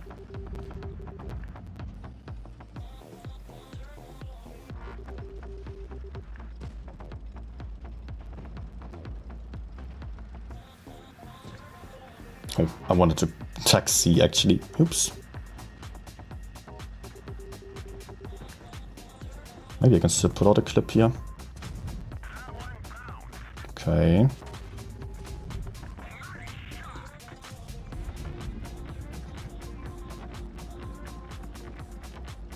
Go team. We're losing the left side. Let's try winning this side here. Otherwise it will be very hard to win so.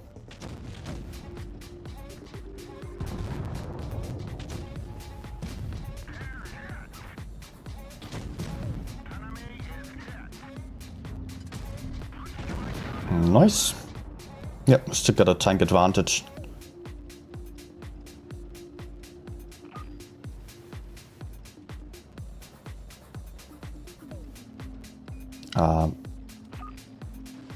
Guys, don't all go forward.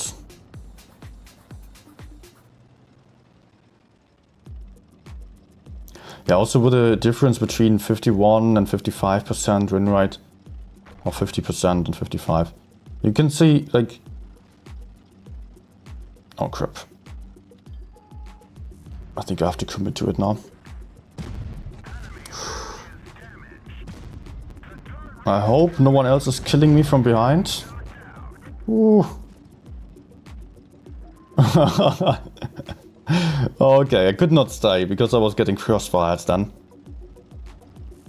Oh man. That wasn't all too perfect.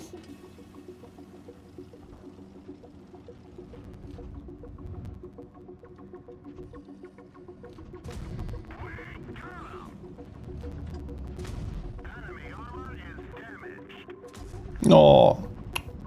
What I was just about to say. Most 50% people, like just going forwards.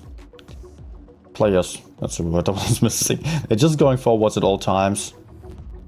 Not thinking about where to go, what to do. They're just going forwards, forwards, forwards. Until they are facing enemies. While it is completely different for 55% players. They might be having some smart moves, like going to some position, noticing they can either go forwards or they have to run away. The better you get, the higher your level is, the more you are aware of these situations where you cannot stay. Or that there are enemies flanking around you, behind you. And that's the thing that makes a good player, not the aiming or so. That only to a very limited degree. Of course, yeah, aiming counts. Aiming doesn't matter. You could have also snapshot me. But moving to some position and moving back when you're getting flanked, when there's some medium behind you. That kind of awareness that you don't have that at 50% win rate. But if you're at 55% win rate or so, especially on the overall stats, which were counted there for the matchmaking, not the 30-day stats, then you might already be a 60% player. So you see there is someone coming from behind and you have to turn around. And that's what often happened to me when I was playing, when I was flanking around. Enemies were just turning for me. I could not flank effectively, while at the same time, my teammates didn't move. So if the enemies all turned around, all pushed back with the whole team, my teammates were still sitting in place all the time. They weren't doing anything. They were just standing there. They were basically like bots, like actual bots, just not fighting, not moving, no map awareness or so. They were just pawns. I can actually go up here on this game. Enemies only have one medium. Trip. There we go. And I always love going for the own side of the hill, not the enemy side, because it's just a lot safer. And it doesn't make any sense for the SCP to still go up, because he's in trouble for now.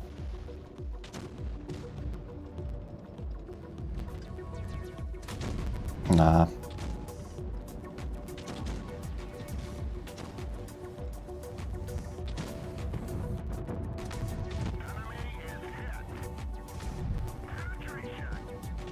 Okay, SCP is lucky that there were no TDs shooting him.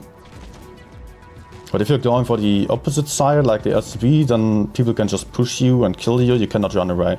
If I'm here and I'm having TDs behind me, I can just drop down the hill at any time. And be safe there. Ouch.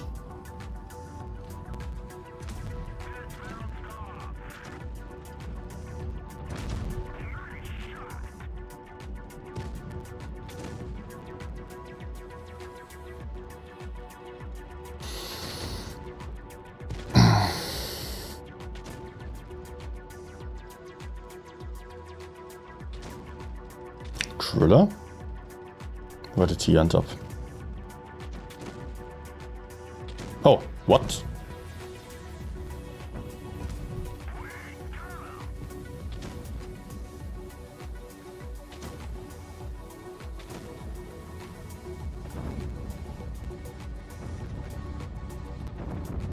I think he just missed me.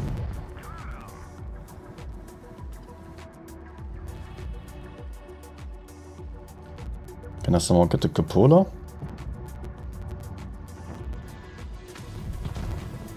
I don't know if the right cupola actually works. Or if it's only the left when facing it, or only the other one. There was no statement about it, 2-5. Absolutely not. I was just noticing it when playing again here for the stream. That suddenly I was winning everything again, dealing good damage. And teammates were, just as enemies were noticeably worse.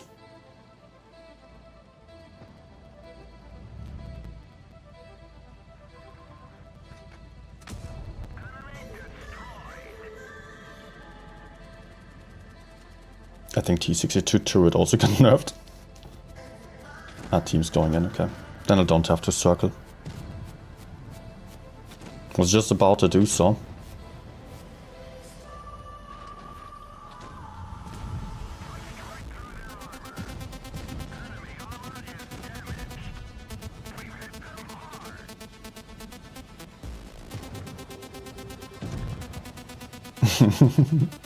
You need help? I'll be happy to help. Bounce, Sophie. Okay, nice. Yeah, I'm getting full clip installed. What did you miss? Detonator. Everything. Everything. How dare you to leave? Oh.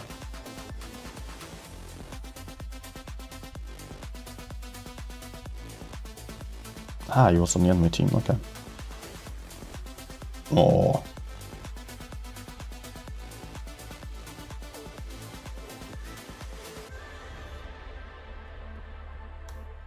Stop smurfing. Now the smurf begins.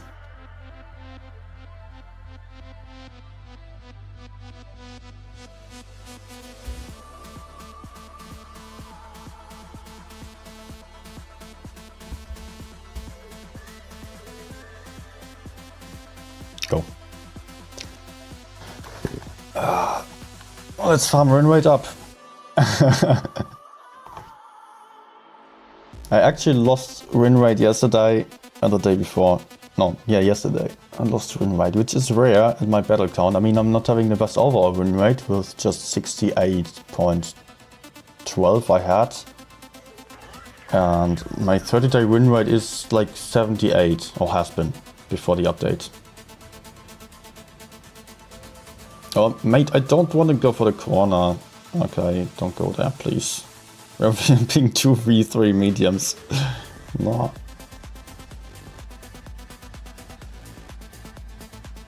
I want to spot here. And maybe just push around the left side. I really hate the corner there. I know a lot of people, also good players, love it. But I absolutely hate it. You just end up being stuck in front of the TDs. If you get rushed in the corner, you lose a ton of hit points. Can't do shit there. And I just really hate it that enemy TDs have such strong positions. It's so much easier to just go around here. Because you cannot always push through like this. Surely not. But then you can fuck up the TDs, which are otherwise annoying you.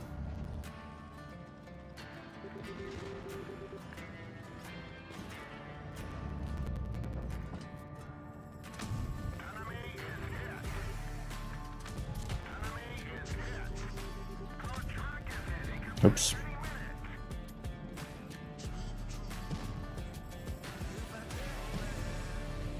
Can't get the win rate above 57. Well, at that point you most likely do have decent aim already, aiming. You know, like the basics, you know what kind of tanks there are and stuff like that. This thing you're probably struggling with is overview. That's already the main point of higher level. Looking around you, looking out for situations where you can fight. Cannot fight this one. I have to be careful with the bad shit coming. I cannot stay here. This kind of stuff. Nah.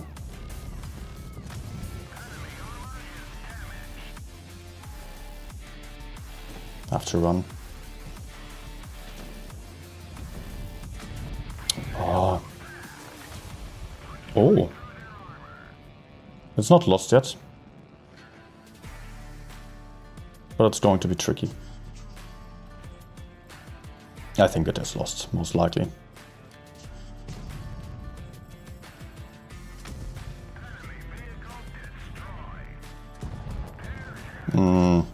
Hey, why don't you run?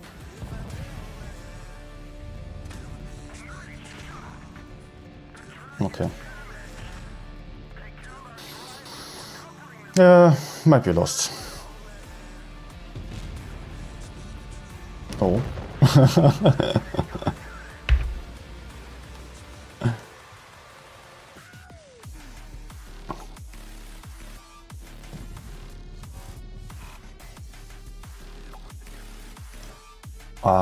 Yeah, apart from that, you want to focus on, well, you really want to focus on how many tanks do you have on your side, how many tanks are there on the other side. That's when you're starting to understand the battle, the game a little bit more, then it's not about what are you shooting.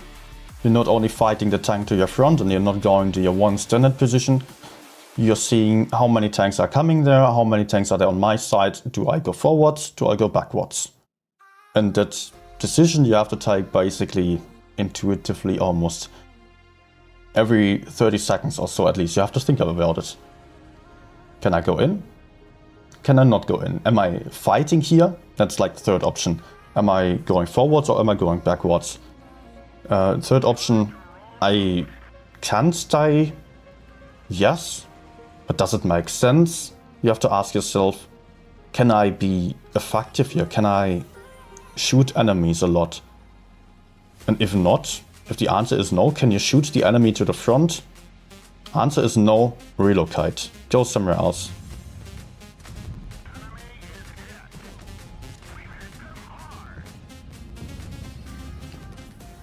Like in this situation, well, TVP is possible to fight both of them only if I have some backup from the left side. Not happening. I have to run away. It doesn't make sense, yeah. Maybe we can shoot someone else, although fighting the XM will not be an easy task either. Unless he's potato.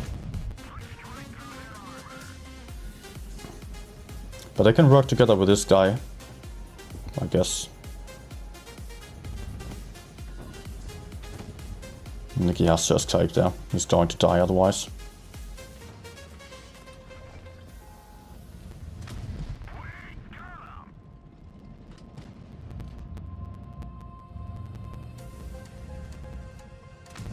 No.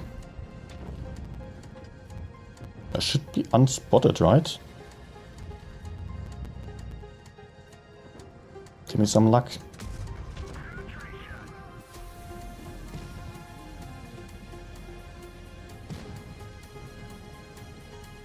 Yeah, start using team's hit points, that as well. You're not fighting your own fight, you're working off of your teammates or with your teammates' hit points.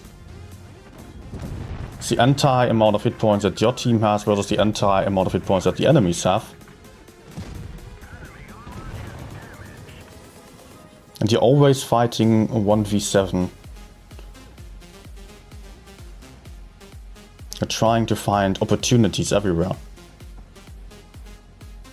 Avoiding risks. But really the main thing for me would be the question, can I fight here? If not, go somewhere else. Find something else. What can I find then? Those guys, they are very healthy over there. I want to avoid them. But those two are very dangerous, first of all. And they are very isolated. It would be amazing if I could actually kill them. The Vikas maybe just a mistake. STB is running away, so let's go. Oh, what? Good.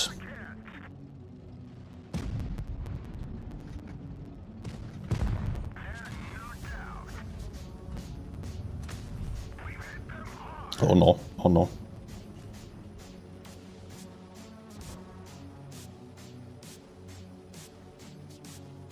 He's busy trying to get my teammate.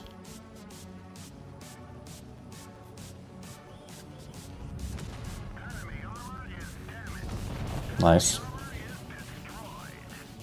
So now we can go for the slow targets. They are not going to, or they were not going to do much harm there, because they are just stuck in place basically.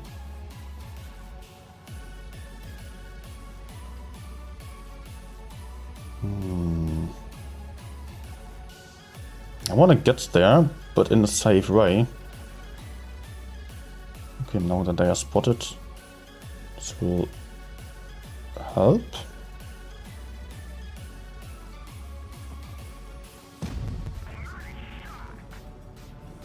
Reload.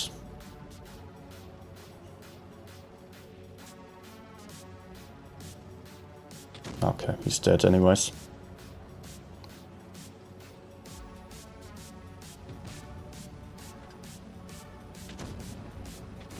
I think he just shot. I could hear that.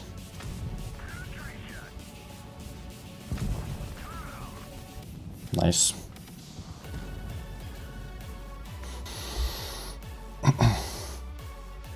Do you know the game Mikado? Where you're just having a bunch of sticks that you have together, you hold them in your hands and then you let go and they fall onto the table. And the goal of the game is to just pick the isolated sticks away without moving any of the others. So you're trying to avoid those that are close together while trying to find those ones that are somewhere to the side and that are easy to pick off. And it's kind of similar in Blitz. You're trying to find the elements that are easy to pick off. So basically when you're seeing on the minimap, that helps a lot. Looking at the minimap, seeing, oh well, those are just bundled as a pack there, but there is one guy who is very much alone. I can go there and get him. You always have to ask yourself, well, do I have enough hit points? Do I have the right tank for that? Of course. But if there is one single tank isolated, then you can just be like, mine, I'll take that. And it helps a lot seeing the game that way. You're not fighting the one to the front, you're always being like, where can I do something? Can I shoot to the side? Can I maybe take some enemy out of the fight? Can I just find some isolated target?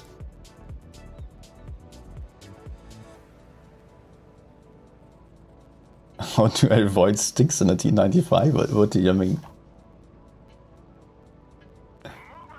Well, in T95, mostly you're just slow tanks.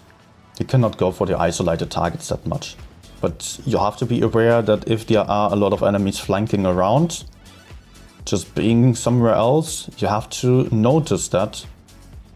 You have to see those spots, and then you have to push the weaker side. Because then you can, yeah, you need to be kind of aggressive at all times. Otherwise, your teammates are the ones getting shot and you're having a bad time. I'm super aggressive here on this flank. Let's wait for LT to maybe do a mistake.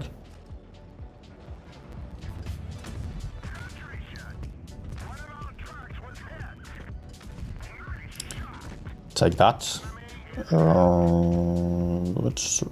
Whoops. We're running. Good idea here. We're having only 3 mediums on the left. Enemies are all there. My teammates on the right are still camping. Like the U100 should have also been pushing into the enemy spawn, or better even not pushing through the spawn, because that can be avoided. Rather pushing up here, trying to get into the enemy's back. If he was even on the right side, which didn't make sense. Because we can see the lineup right now. Oh, you're kidding me. There is one single heavy tank on the enemy lineup. And that already tells you, well, the enemies are probably not going to be on the heavy side at all. Why would they, all the mediums turn for the heavy side? Doesn't make sense. They're just going forwards.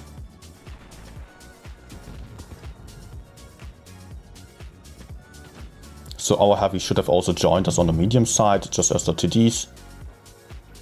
Where's the Yak? Is he still there? Nope, he moved. Oh, I got spotted.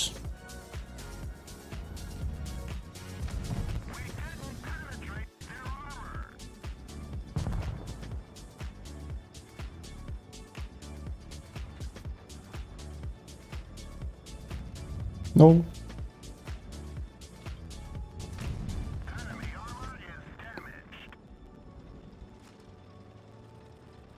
Okay, I'm getting help here. We can take out the projector together. Only if Nikki doesn't die. I need one shot from Nikki.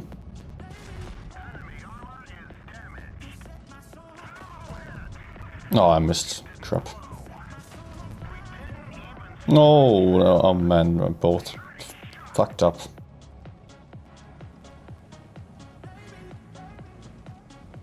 Nine or 7 could be taking us out, to be honest.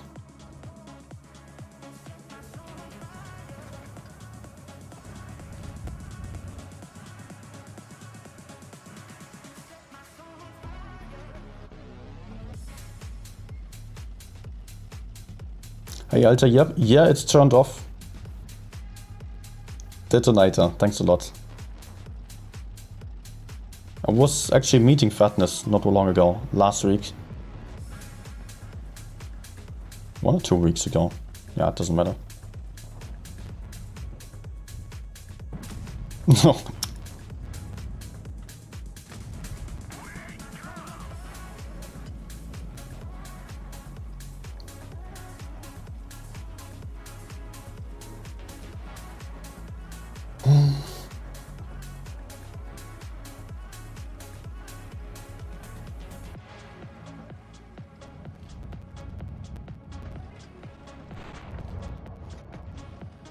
I need some freaking kills of this guy. Aww.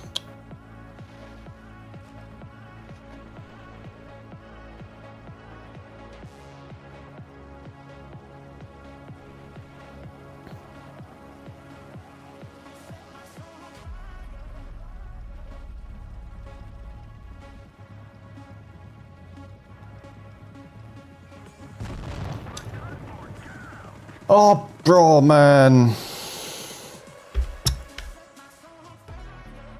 I kind of knew that he was coming, but that timing there. Didn't spot him on the right, so tried to spot left, tried to wait in the bush actually for him to move out there. Thought he was reloading behind the rock. I was also thinking about just getting down there somewhere or running away, but I would have loved to shoot out the projector first. We needed to kill him first, otherwise we couldn't win.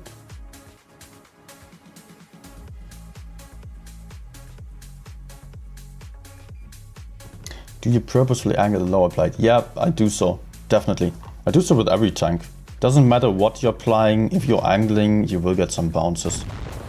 And in the past, I tried just peeking in reverse sometimes, because you see, like the turret is rear mounted, so theoretically you have only a small part to the back. Did you rage quit?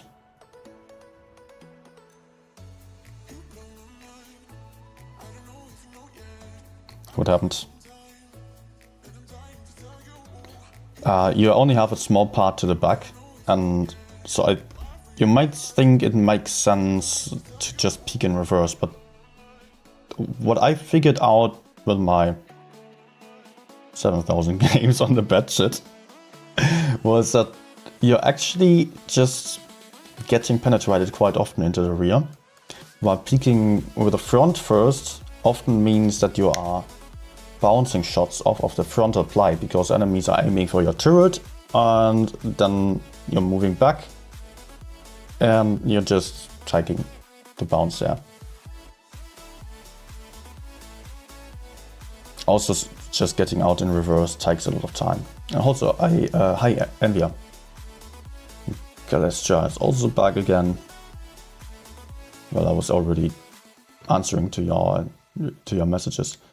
I don't angle like specifically 45 degrees because I know that if the enemies want to penetrate me, they can penetrate me. So all I'm doing is if I'm facing the enemy, let's say this is my tank, I'm facing the enemy like that. In the last moment, I'm shooting and then I'm turning back into cover. Like I'm always reversing like that, trying to get back. And that way, if they were aiming at my front, at the center, then they have some chance of just hitting the angled parts. Same for tanks that I'm side scraping with, looking into this direction again, I would just go inwards. If my side is stronger and not the front, that's this difference. If their side is stronger, then I turn frontally, try to get to the side so enemies do hit the side only like that. But if it's the front that is being stronger, then I go back. It's the only difference there. So you have to figure out which tank has which strength. Is the front stronger or the side stronger? You can try to angle both depending on the situation.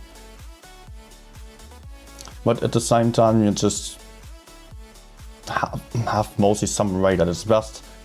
Either angle the front or the side or whatever. Some tanks can not really angle both, so you're only playing with a turret or you're only waiting for enemies to peek at you and then you shoot them.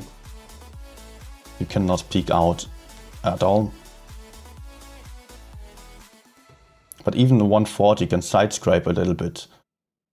Batshit not really. On a batshit you don't get bounces from the side or ricochets. But you might still use it just in order to get into cover as fast as possible. But like that, you also notice maybe that sometimes you're hitting the track of some enemy if it is really angled, like 30 degrees and more. And you're not being able to penetrate. So you can count on that to happen sometimes as well. Just by wriggling around, if some enemy is going for you and you are completely in the open, you can still be like left, right, left, right, left, right. And maybe they are just shooting your track and not dealing any damage to you. There's a realistic chance to that. I mean, the chance is not zero. It's larger than that. Most likely it doesn't happen, but even on a Batshit or a Leo, you do get these bounces off of your tank. So no matter what you're playing, always try to angle a little bit. Try to maximize the chances of getting some ricochets. That might save your game. Okay, I just messed up here.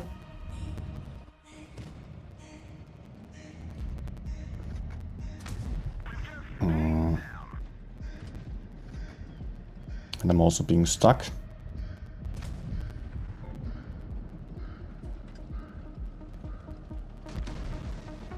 Good, let's run. No.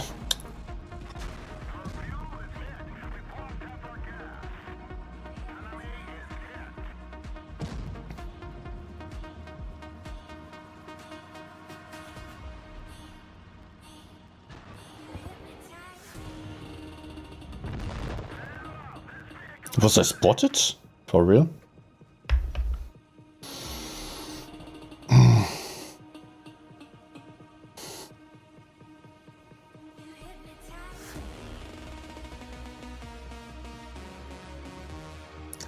Average XP? I wouldn't look at that because it depends on the premium, at least in your stats. Premium account or not is counted into that 1.4k XP, that means nothing. If you're having premium account, then you have like 2k every game.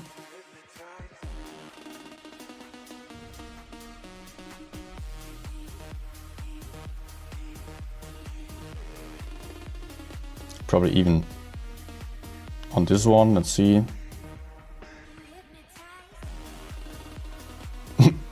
81. Maybe not. 800. 500. Yeah.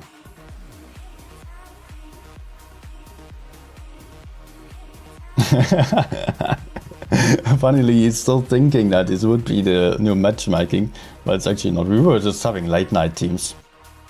I mean, we were not being balanced by strong opponents here at all, or bad teammates. Of course, there were some strong opponents as well, but that kind of stuff happens.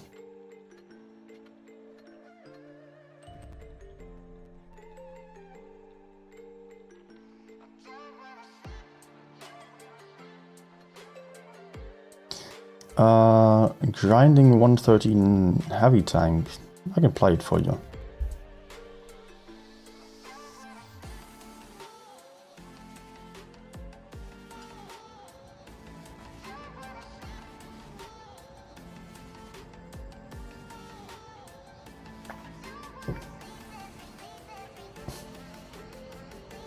I'm just checking for the first time since the tournament is over how many people there are still watching.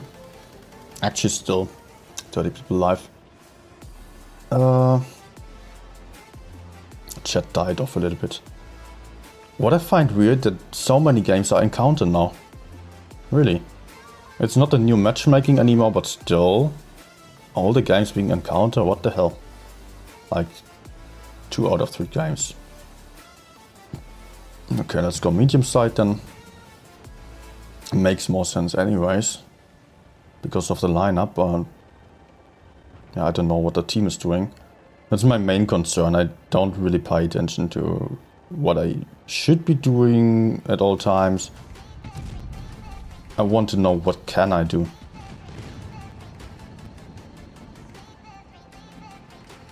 And what I can do is only play with my teammates.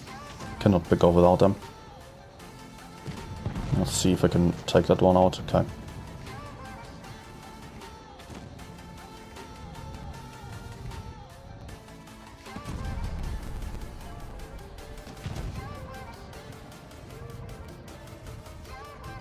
No.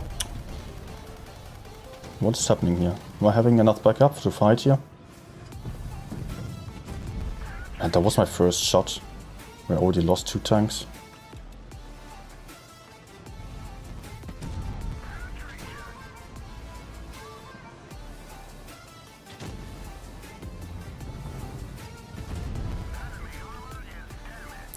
This dead pattern is kind of helpful.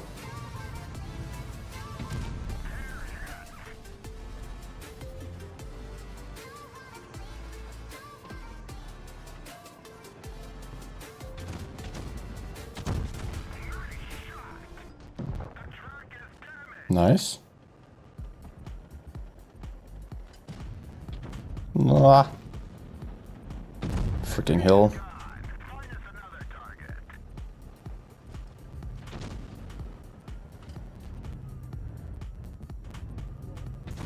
Enemy is hit. The 113 is actually fairly easy. You can side scrape, you can go hull down. I can do lots of stuff with this. And you have good DPM as well. We've lost the track. We're immobilized.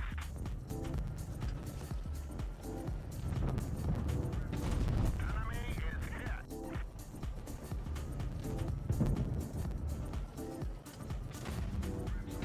Nah. Ricochet. Only that you're not having too much hull armor that you have to be worried about. But that's fine. Can we still lose this? I don't think we have any massive advantage here.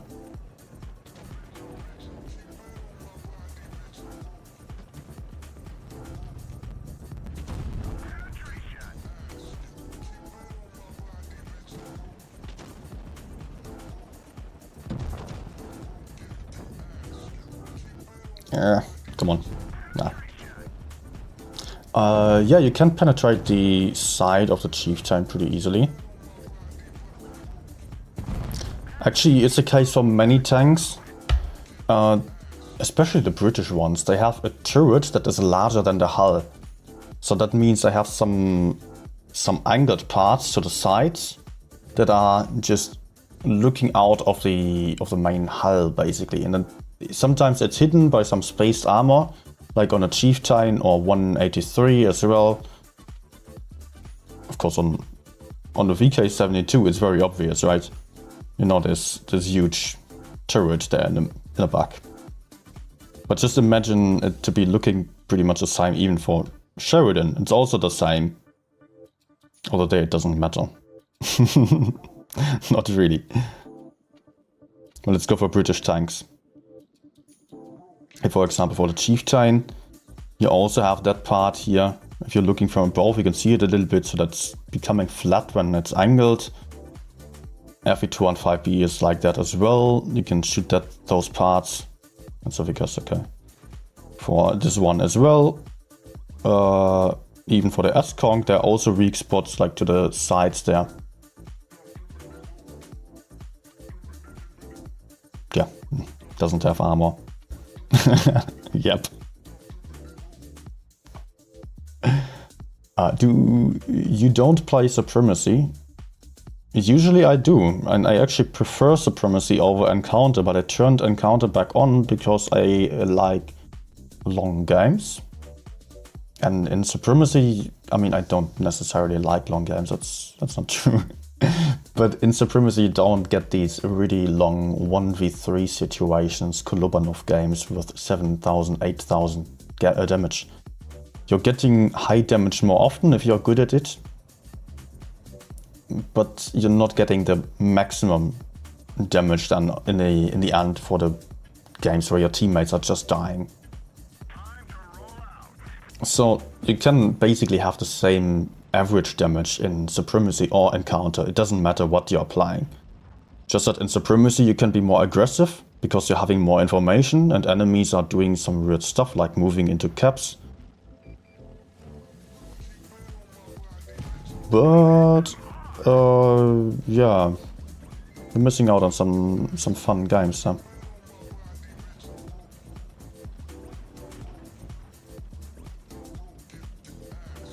So, what do I do now? I think I will just stick around to the left here.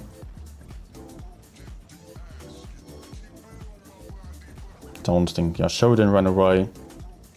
Don't know what the other medium's doing now. But it would be surprising if he was, oops, staying there.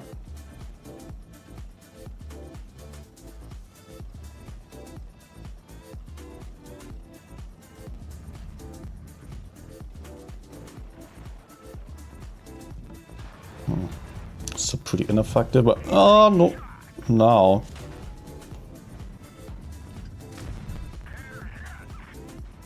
Oh crap.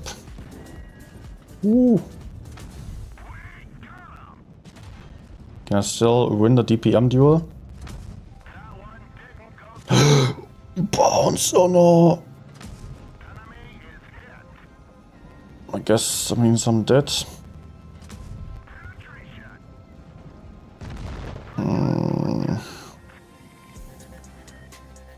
STB is like the least likely tank to flank around, and I could not spot him before.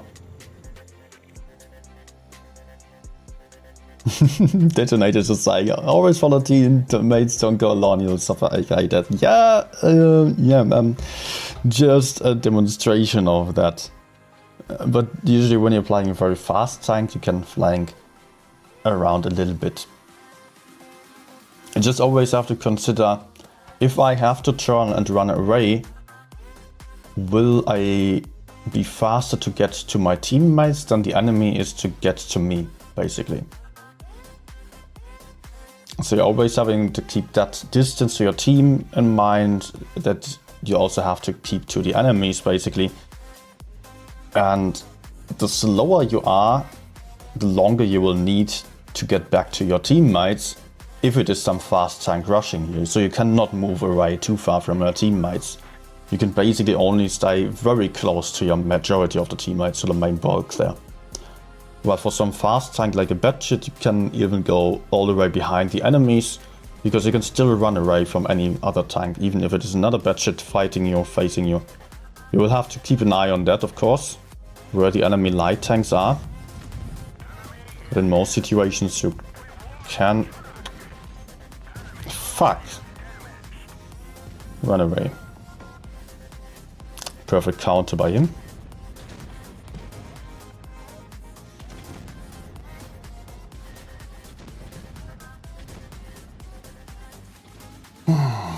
Although I like talking to you right now, I really have to quit the stream. I'm playing worse and worse, and also I've been streaming for long already. Again, 4-hour stream.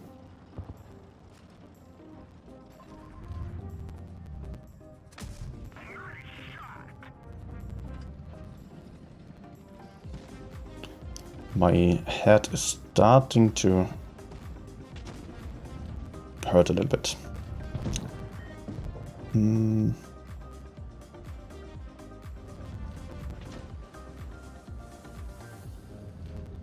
My main concern is the Batshit. But he's going for Minotauro right now, so I can put in these last 2 shots that I'm having.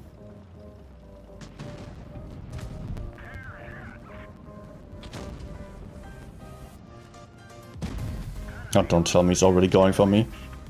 Oh no! Oh no, he was just reloading still and pushing Minotauro already. Oh, he was really clever and waiting for me. I mean... I don't know, it could be a good player. Oxygen.